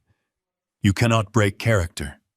If they suspect for 1 second that your mind is sharp, they might panic and alert the syndicate to move on the farm before the hearing. I will be the perfect broken old man, I typed back. I will see you in court. I powered down the burner phone and slid it back into its hiding place deep inside the mattress. I lay back on the stiff bed, staring up at the sterile white ceiling tiles. The bitter irony of my situation washed over me again, but this time it did not feel like a defeat. It felt like a necessary crucible. I was a prisoner locked in a psychiatric ward, stripped of my identity, my property, and my freedom. But inside my mind, I was free, and I was holding a match to the powder keg they had built around themselves. The next 48 hours were an absolute test of my endurance and my acting abilities. I adopted a vacant, hollow stare. When the facility psychiatrists came to evaluate me, I answered their questions with slow, deliberate confusion. I mixed up dates. I claimed I did not know what city I was in. I asked for Diane. I let my hands tremble, and I refused to eat the bland cafeteria food, letting my physical appearance deteriorate to match the forged medical profile Victoria had created. The doctors took meticulous notes, nodding with practiced sympathy, entirely convinced that they were observing a tragic case of rapid-onset dementia. Victoria visited me on Sunday afternoon. She walked into my small room accompanied by an orderly carrying a bouquet of cheap flowers. She wore a solemn expression, but her eyes danced with absolute victory. She sat in the chair next to my bed, speaking to me as if I were a toddler. She told me not to worry about the farm, assuring me that Preston was handling all the paperwork to keep it safe. I looked at her, letting a thin trail of saliva escape the corner of my mouth, and murmured incoherently. She smiled a cold, reptilian stretch of her lips and patted my hand. She left the room convinced her inheritance was secured. She had no idea she had just walked into the final hours of her freedom. The trap was locked. Monday morning arrived with a cold and relentless drizzle. The facility staff woke me just before dawn to prepare for the transport to the county courthouse.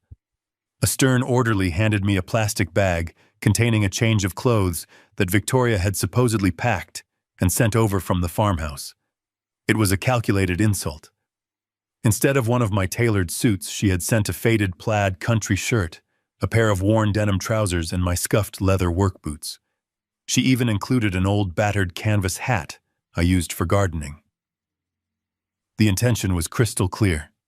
She wanted me to walk into that courtroom looking exactly like a confused, unkempt farmer who had completely lost his grip on reality and basic hygiene. I put the clothes on slowly, letting my hands tremble as I fumbled with the buttons on the shirt.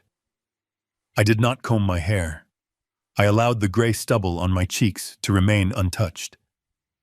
When the transport deputies arrived to escort me, I shuffled my feet and kept my head bowed, clutching the worn hat tightly to my chest. I looked like a man who had already surrendered. The drive to the courthouse took 45 minutes. I sat in the back of the transport van, watching the city streets blur past through the wire mesh window. My mind was sharp, evaluating every possible angle of the upcoming legal confrontation. Jonathan and I had coordinated our moves perfectly the night before. I knew exactly what role I needed to play. The van pulled into the secure loading bay at the rear of the courthouse. The heavy doors swung open, and the freezing rain hit my face. The deputies guided me up the concrete stairs and through the bleak institutional corridors of the holding area. We walked past holding cells and busy clerks moving toward the designated civil family courtrooms. Every step I took was deliberate. I dragged my left boot, slightly simulating the physical decline Victoria had described in her fraudulent medical filings. We finally reached the heavy wooden doors of courtroom 4. The deputy pushed the doors open, and a hush immediately fell over the room as we stepped inside. I kept my gaze fixed firmly on the polished floorboards, but my peripheral vision captured everything. The courtroom was relatively empty, standard for closed conservatorship hearings. Sitting at the plaintiff table was Victoria, dressed in a conservative dark navy suit that screamed responsible daughter. Beside her sat Preston, wearing a tailored charcoal suit and a look of profound, practiced somberness. They had hired a high-powered litigator from a prestigious city firm, a tall man with slicked-back hair and an expensive silk tie. I was guided to the defense table. I sat down heavily, placing my worn hat on the table in front of me. I let my shoulders slump forward, resting my chin near my chest. I risked a brief upward glance. Victoria was looking at me. A subtle, incredibly cruel smirk played at the very corners of her mouth. It was the look of a predator watching a trapped animal breathe its last breath. Preston leaned over and whispered something to his wife, shaking his head with the display of fake, patronizing pity. They were entirely convinced that they had executed the perfect crime. The bailiff announced the arrival of the judge. Everyone in the room stood, except for me. I remained seated, playing the part of a man too disoriented to understand basic courtroom protocols. The deputy standing behind me gently nudged my shoulder, but I merely let out a confused, rattling breath. The judge, a stern-looking woman with graying hair and sharp glasses, took her seat at the elevated bench. She looked down at me with a mixture of professional detachment and quiet sympathy. The high-priced lawyer standing next to Victoria immediately launched into his opening statement. He spoke with the smooth, polished cadence of a man who was used to winning unopposed battles. "Your Honor," he began, his voice echoing through the quiet chamber. "We are here today under incredibly tragic circumstances. We are petitioning the court to make the emergency conservatorship of Mr. Harrison Caldwell permanent. This is not a decision his family has made lightly, but it is one made out of absolute, unavoidable necessity for his own physical and financial safety." The lawyer picked up a thick binder from his table and held it up for the judge to see. He proceeded to present a slam-dunk case of severe, irreversible dementia. He walked the judge through the forged medical records with clinical precision. He cited the sworn affidavits from the 2 out-of-state neurologists detailing a rapid and aggressive cognitive collapse. He read passages describing my supposed symptoms, the violent paranoia, the inability to recognize my own family members, and the complete loss of short-term memory. He painted a masterful, devastating portrait of a man whose mind had dissolved into a dark, terrifying abyss. I listened to his lies without moving a single muscle. I kept my eyes focused on the scuffed toes of my work boots. The lawyer then turned his attention to the financial aspects of the estate. He described the vast acreage of the farm, and the complex investment portfolios I managed. He argued that leaving such a massive estate in the hands of a man suffering from severe delusions was not just irresponsible, it was actively dangerous. To solidify his argument, the lawyer directed the attention of the court to a large monitor positioned near the witness stand. He played the video Victoria had recorded on her cell phone the night of my manufactured crisis. The screen lit up with the image of me standing barefoot in the freezing gravel, wearing thin pajamas, weeping openly, and screaming for my deceased wife. The audio of my pathetic, confused rambling filled the courtroom. It was incredibly difficult to watch myself in that state, even knowing it was a calculated performance. The judge watched the screen intently, her expression softening into profound sadness. The lawyer paused the video, letting the tragic image linger in the air. As you can clearly see, Your Honor, my client's father is a profound danger to himself. He wanders into freezing temperatures. He suffers from vivid hallucinations. He is entirely incapable of making rational decisions regarding his medical care or his extensive assets. We respectfully request that his daughter Victoria be granted full and permanent control over his estate to ensure his safety and preserve his legacy. The lawyer closed his heavy binder and stepped back, offering a solemn, respectful nod to the presiding judge. Victoria reached out and gently squeezed Preston's hand, wiping a single, meticulously manufactured tear from her cheek with a white tissue. The entire courtroom was completely silent. Everyone was waiting for me to react, to shout, to protest, or to cry out in helpless confusion. I remained absolutely motionless in my wooden chair. I kept my head bowed and my eyes locked onto the floorboards. I let them fully bathe in their false victory, waiting patiently for the ultimate legal trap to finally spring completely shut forever. The silence in courtroom 4 stretched for several long, agonizing moments. Judge Gregory Mitchell adjusted his heavy, dark-framed glasses and let out a quiet sigh. He looked down at the documents spread across his elevated bench, organizing the forged medical affidavits and the fraudulent financial assessments into a neat stack. I could hear the faint rustle of paper as he prepared to deliver his ruling. Victoria shifted in her seat. Across the aisle, the fabric of her expensive navy suit rubbing against the polished wood of the plaintiff table. She let out another soft, manufactured sniffle, playing her part to the very end. The high-priced litigator standing beside her cleared his throat, adjusting his silk tie with an air of absolute confidence.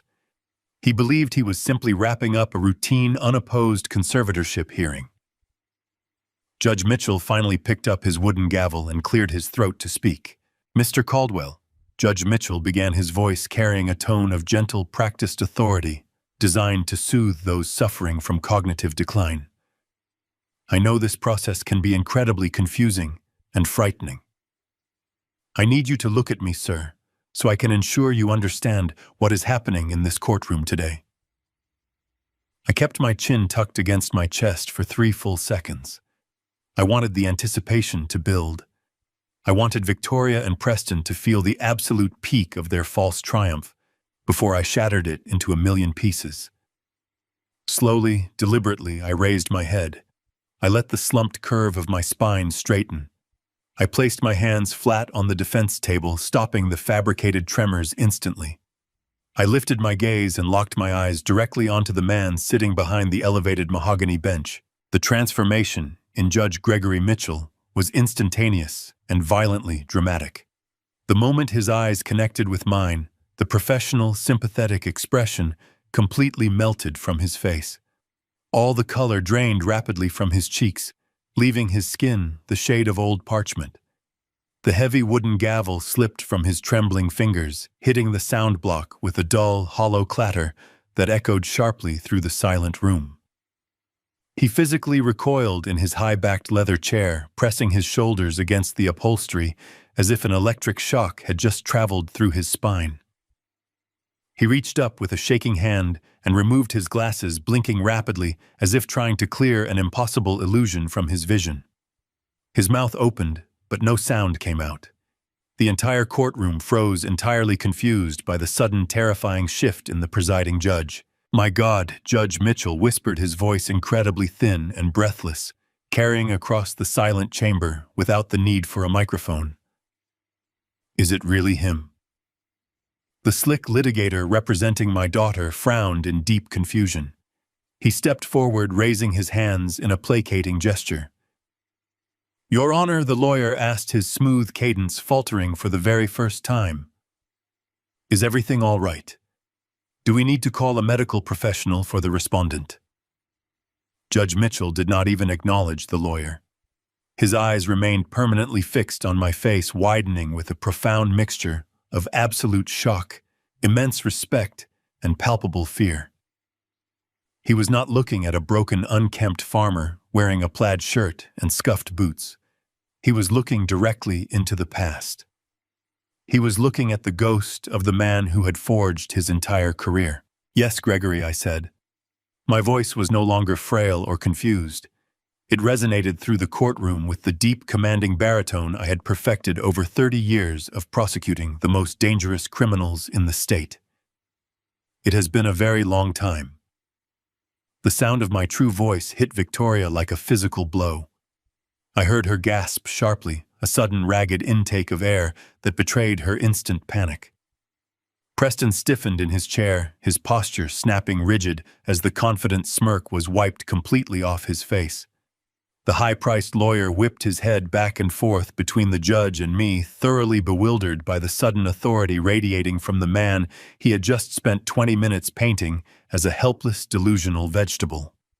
He opened his mouth to object, but Judge Mitchell held up a trembling hand to silence him. You are Harrison Caldwell, Judge Mitchell stated, leaning forward over the bench, ignoring every standard protocol of courtroom decorum. You are the Harrison Caldwell. The lawyer practically jumped in his expensive shoes. Yes, Your Honor, the lawyer interjected, his voice rising in panic. That is the respondent. We have clearly established his identity and his severe cognitive deterioration in the medical filings. Judge Mitchell snapped his gaze toward the lawyer, his eyes burning with a sudden, intense fury. Shut your mouth, counselor, the judge barked, his voice echoing like thunder. You have absolutely no idea who is sitting at that defense table. 30 years ago, I was a struggling, desperate law intern. I made a terrible mistake that nearly ended my career before it even started. That man sitting right there stepped in, took me under his wing, and saved my professional life. The courtroom was suffocatingly quiet. Victoria was breathing in rapid, shallow pants, her hands gripping the edge of the plaintiff table so hard her knuckles turned a solid, bruised white. Preston was staring at me with wide, terrified eyes, finally realizing that the helpless old man he had been drugging was a meticulously crafted illusion. Judge Mitchell turned his attention back to me, his voice softening with profound reverence. He is the most ruthless, brilliant, and honorable federal prosecutor this state has ever seen, the judge continued, addressing the silent room, but speaking directly to my daughter's paralyzed attorney. He authored the very conservatorship statutes you are currently attempting to use in my courtroom today. He wrote the emergency ex parte provisions you filed on Friday morning. Are you seriously standing there telling me that the architect of this state's financial protection laws has lost his mind? The slick litigator took a step backward, his professional composure completely shattered. He looked down at his thick binder of forged records, and then looked at Victoria, his eyes demanding an explanation she was entirely incapable of giving. Your Honor, the lawyer stammered, his voice weak and unsure. We have sworn affidavits from 2 certified medical professionals. The judge slammed his hand flat against the wood of his desk. I do not care what papers you have in that binder, Judge Mitchell roared. I know the man sitting in front of me. I know his mind. The dynamic in the room shifted so violently that the air felt heavy. I remained perfectly still, watching the absolute terror take hold of my daughter and her husband. I had them exactly where I wanted them. The stage was finally set for my ultimate revenge. The arrogant lawyer released his grip, allowing the heavy binder to crash onto the polished floor. Victoria buried her face in her trembling hands, letting out a genuine, suffocating sob of pure defeat. They both finally realized the horrifying truth simultaneously. The perfect crime was completely over. I had won.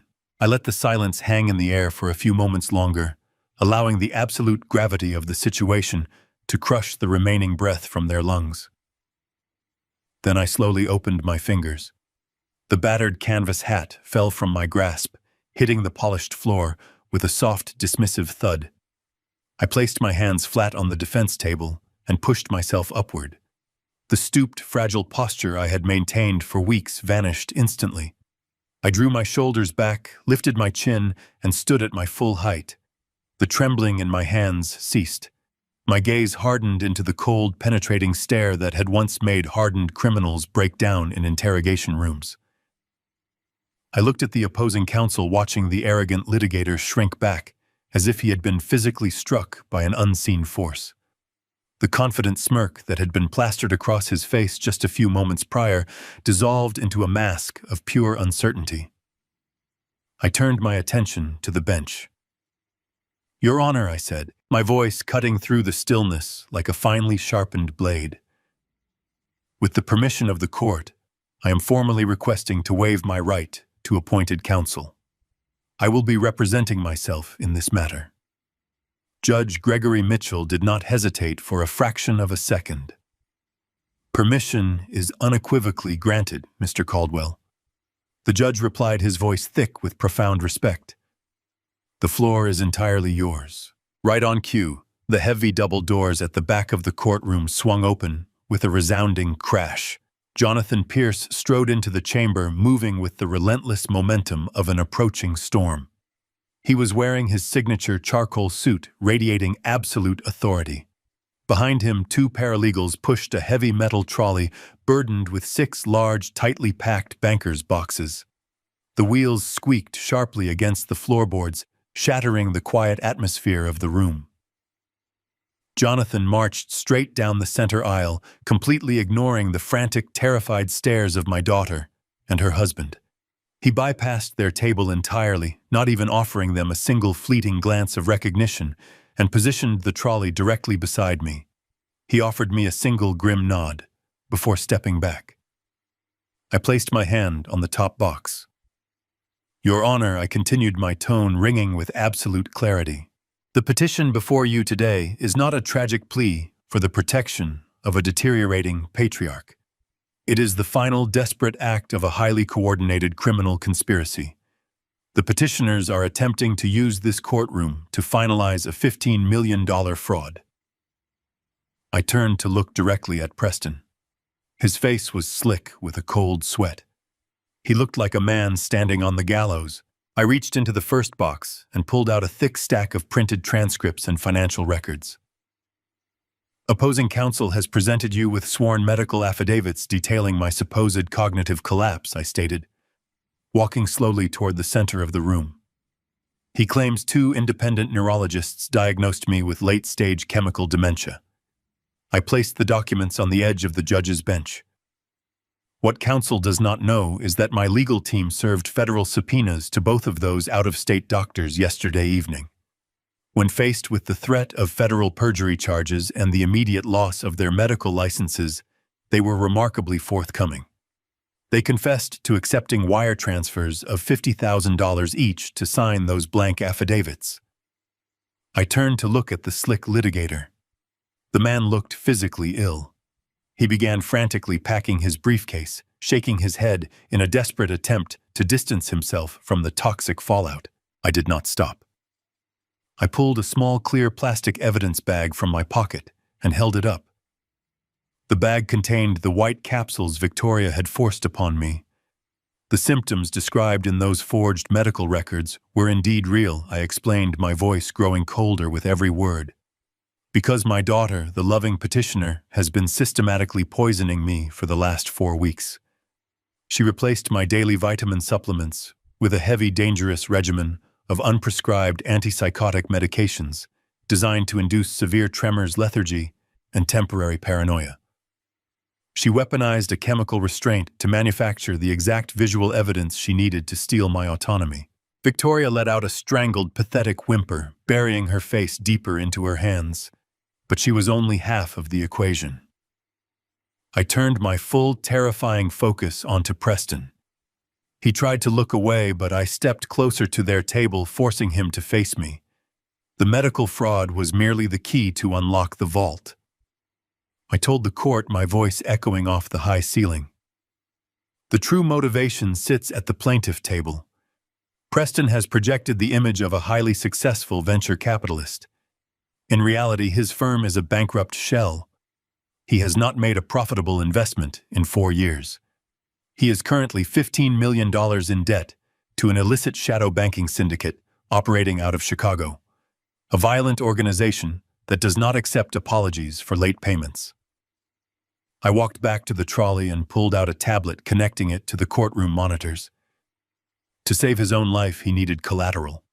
He needed my farm, my acreage, and my financial portfolios. When he could not convince me to sign them over, he stole the key to my floor safe. The courtroom screens flickered to life. The crystal-clear, high-definition surveillance footage began to play. Every single eye in the room watched Preston creep into my study. They watched him roll back the heavy Persian rug, open the hidden safe, and meticulously photograph my private deeds and bearer bonds. The silence was absolute as the digital proof of his undeniable felony infiltration played out for the silent judge. He used these photographs to forge my signature on multiple loan guarantee documents. I stated, my voice echoing over the undeniable video evidence.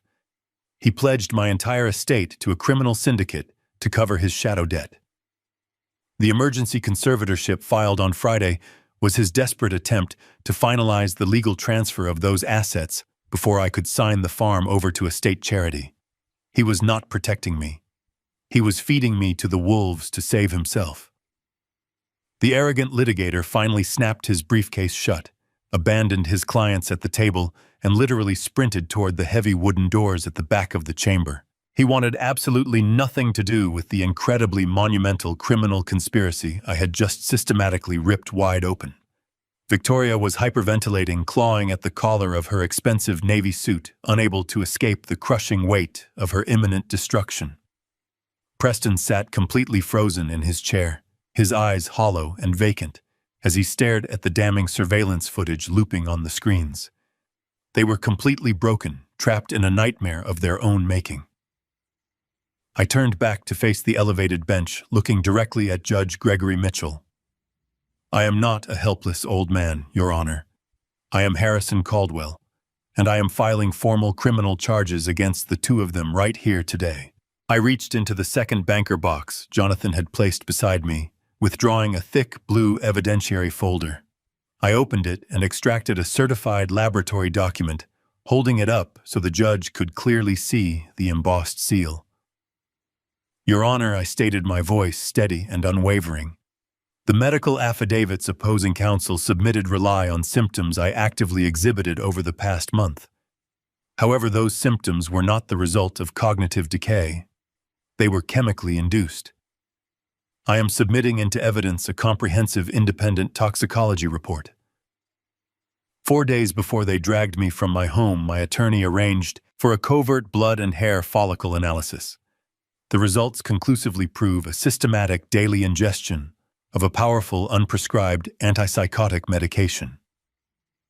I pulled a secondary sheet of paper from the folder, a crisp financial statement. Furthermore, I am submitting the corresponding financial trace. This is a certified credit card statement belonging to my daughter Victoria Caldwell. It details a cash transaction at an out-of-state unregulated pharmacy exactly 5 weeks ago. The purchase corresponds perfectly with the exact dosage and timeline of the chemical restraints found in my bloodstream. She did not just observe my mental decline. She manufactured it, poisoning her own father to fabricate the medical grounds for this conservatorship. A collective gasp echoed from the sparse gallery.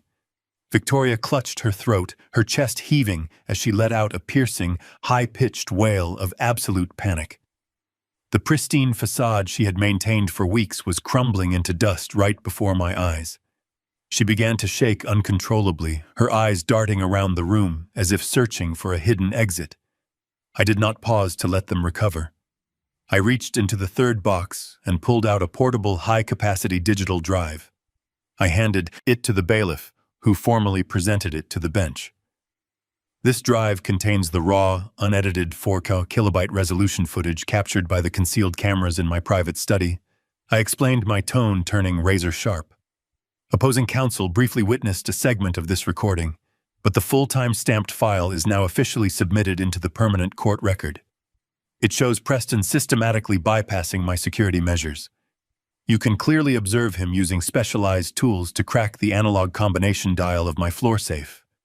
The visual clarity is so absolute that you can read the serial numbers on the bearer bonds he is photographing. Preston was trembling violently. The tailored charcoal suit he wore now looked entirely too large for his shrinking frame. He opened his mouth, stammering nonsensical syllables, desperately searching for a lie that could possibly explain away the crystal-clear digital proof of his burglary. But there was no explanation. He had been caught red-handed invading my inner sanctum, stealing the very financial instruments he was meant to protect. His hands gripped the edge of the table, his knuckles turning a stark, bruised white under the immense pressure of the terrifying moment before Preston could form a coherent sentence. I pulled the final, most devastating piece of evidence from the boxes. I slammed a heavy stack of forensic accounting audits onto the defense table. The sound cracked like a gunshot in the silent courtroom. The burglary was not an isolated incident, I announced to the paralyzed room. I am submitting the complete, unredacted financial trace of Preston's venture capital firm. These documents, verified by 3 independent forensic auditors, expose a massive hidden shadow debt. He owes $15 million to an illicit syndicate, a debt that has been accumulating compounding interest for 4 years. I held up a series of legal contracts, their pages marked with bright red evidentiary tags. To satisfy the demands of his violent creditors, Preston needed collateral. He needed my farm, my liquid assets, and my entire estate. I am submitting these loan guarantee documents, which feature my forged signature. Preston utilized the photographs he took from my safe to construct a perfect replica of my legal authorization. He pledged everything I have worked my entire life to build to cover his own reckless criminal gambling. The emergency ex parte order they filed on Friday was their absolute last resort to finalize the legal transfer of my estate before the syndicate tore them apart. They needed me declared legally incompetent, so I could not contest the fraudulent transfers that were scheduled to execute this very afternoon.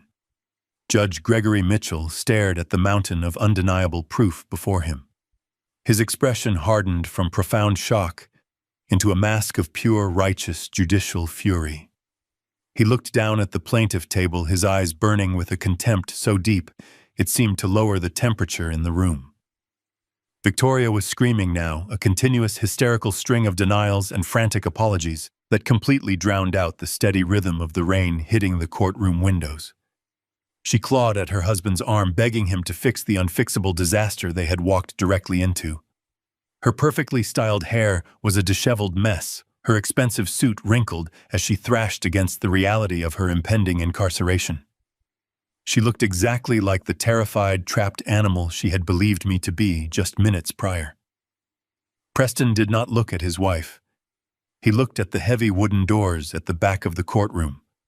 The primal animalistic instinct to survive suddenly overrode any remaining shred of rational thought in his mind. He forcefully shoved Victoria away, knocking her chair backward with a violent, uncaring thrust.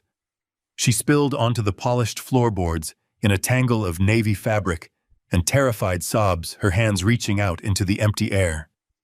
Preston lunged forward, scrambling over the plaintiff table and bolting down the center aisle toward the exit.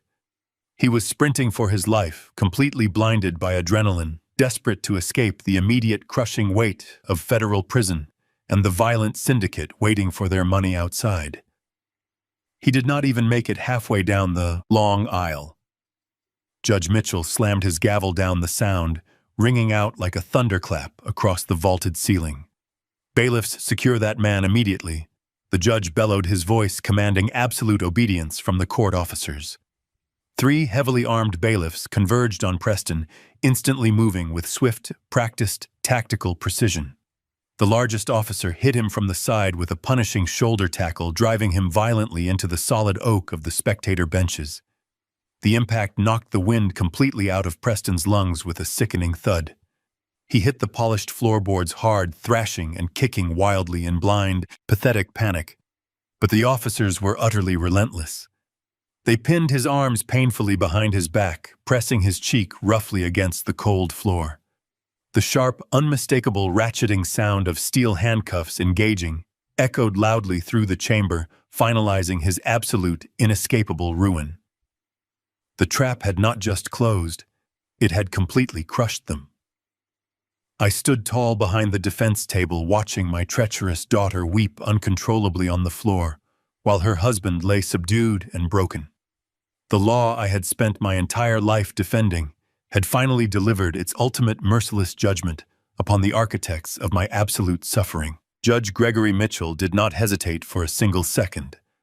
The silence in the courtroom was so profound that I could hear the rain lashing against the tall glass windows, washing away the tension that had suffocated me for weeks. He looked down at the prosecuting attorney, who was still trying to subtly slide his expensive briefcase toward the center aisle, desperate to distance himself from the toxic radiation of his clients. Judge Mitchell raised his hand, pointing a stern finger directly at the bench. He announced that the emergency ex parte conservatorship was hereby entirely revoked, declared null and void from the very moment of its fraudulent inception. He stated that the court recognized me as being in complete possession of my mental faculties, my autonomy, and my legal rights. But he did not stop there. He commanded the remaining bailiffs to secure the doors and immediately issued bench warrants for the arrest of both Victoria Caldwell and Preston Caldwell. The charges he listed echoed through the chamber like a requiem. Severe elder abuse, willful and premeditated fraud, forgery of financial instruments, and most damning of all, the attempted poisoning and chemical imprisonment of a vulnerable senior citizen. The judge ordered the district attorney to freeze every single asset connected to Preston and his shell venture capital firm. The trap I had laid in the dark of my psychiatric room had fully sprung, catching them completely off guard. The courtroom erupted into a flurry of chaotic, desperate motion. Additional deputies flooded through the double doors, responding to the judge and his immediate call for backup. Two officers hauled Preston up from the polished floorboards, dragging him by his handcuffed arms as he continued to thrash and sputter incoherent pleas. His expensive charcoal suit was torn at the shoulder, covered in courtroom dust, perfectly matching the ruined state of his life. Victoria realized she was next. She tried to stand her legs giving out beneath her, as the reality of federal prison materialized before her eyes. A female deputy approached her, instructing her to place her hands behind her back. Victoria resisted, weeping hysterically, shaking her head from side to side as the cold steel bracelets clicked tightly around her slender wrists. She turned her desperate gaze toward me, her mascara running in dark streaks down her pale cheeks. She opened her mouth to scream, but the deputies were already marching her toward the side exit, guiding her toward the holding cells. Jonathan Pierce stood beside me, his arms crossed over his chest, watching the systematic dismantling of the criminals who had tried to steal my life. We exchanged a silent nod of mutual respect. The job was not just done. It was executed with absolute terrifying perfection. I walked out of the courtroom, my posture straight, my mind sharper than it had been in decades. The heavy wooden doors swung shut behind me, muting the chaotic noise of the chamber. The corridor was cold and sterile, lined with marble walls and flickering fluorescent lights.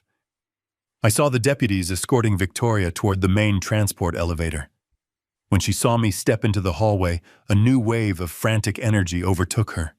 She fought against the grip of the officers, using all her remaining strength to pull away from them. She threw her body forward, dropping heavily to her knees on the hard marble floor, directly in my path. The deputies tried to pull her up, but she went entirely limp, wrapping her handcuffed arms around my scuffed leather work boots. She sobbed, a loud guttural sound of sheer panic and complete defeat.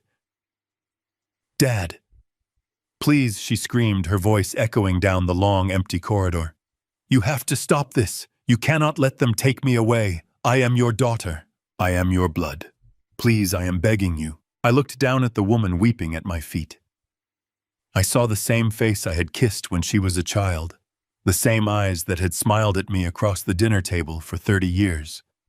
But I also saw the monster who had slipped unprescribed antipsychotic pills into my evening tea. I saw the predator who had whispered cruel, triumphant words into my ear as I was loaded into the back of a psychiatric transport van. I felt absolutely no pity. My heart was a stone fortress completely impervious to the tears of a traitor. I did not bend down to comfort her. I did not raise my voice. I spoke with a quiet, lethal calm that cut straight through her hysterical wails.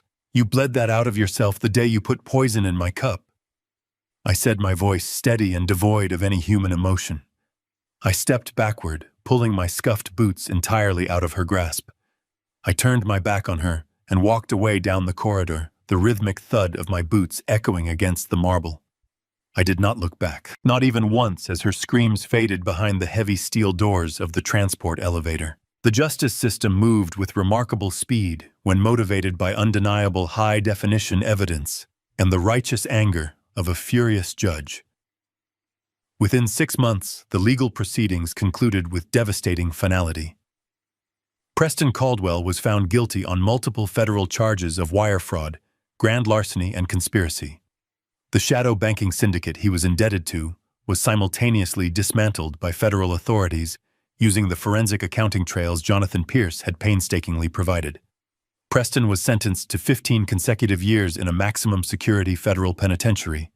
He lost his firm, his reputation, and his freedom, trading his tailored suits for a uniform of standard institutional orange.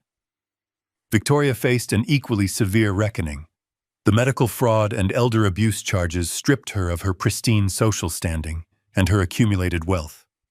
She lost her license to practice any form of business management in the state. She was handed a lengthy sentence in a state correctional facility entirely isolated from the luxury and privilege she had betrayed her own father to secure. Their greed had been their absolute undoing, a poison far more potent than anything they had slipped into my drink. With my enemies behind bars, I returned to the sanctuary of my farm. I worked closely with Jonathan Pierce to successfully establish a massive bulletproof legal trust. I transferred the vast majority of my financial portfolio and the deed to the farm into this protected entity. It was specifically designed to fund legal defenses and protective services for vulnerable senior citizens who found themselves trapped in abusive conservatorships. I ensured that the exact laws I had written would never again be weaponized against the innocent. It was a crisp morning in early November. The sun was just beginning to rise over the rolling hills of the property, casting long golden shadows across the frost-covered grass. I walked out onto the wooden planks of my back porch. I held a steaming mug of black coffee in my hand. The farm was completely quiet save for the chirping of the morning birds. I stood there alone, breathing in the crisp air finally and completely at peace. Betrayal often wears the familiar face of those we trust the most, hiding greed behind a manufactured mask of false concern. We spend our lives building a legacy to protect our children, only to realize that true security does not lie in the vast wealth we accumulate, but in the strict boundaries we have the courage to enforce. Forgiveness is a virtue, but absolute accountability is a necessity. Never mistake a person's quiet patience for weakness. An old lion may rest in the shade, but his teeth remain sharp, and the truth will always burn away the shadows of deceit. If this story kept you on the edge of your seat, hit that subscribe button right now. Share your thoughts in the comments. How would you have handled Victoria and Preston? Do not forget to like and turn on notifications so you never miss our next thrilling story of justice.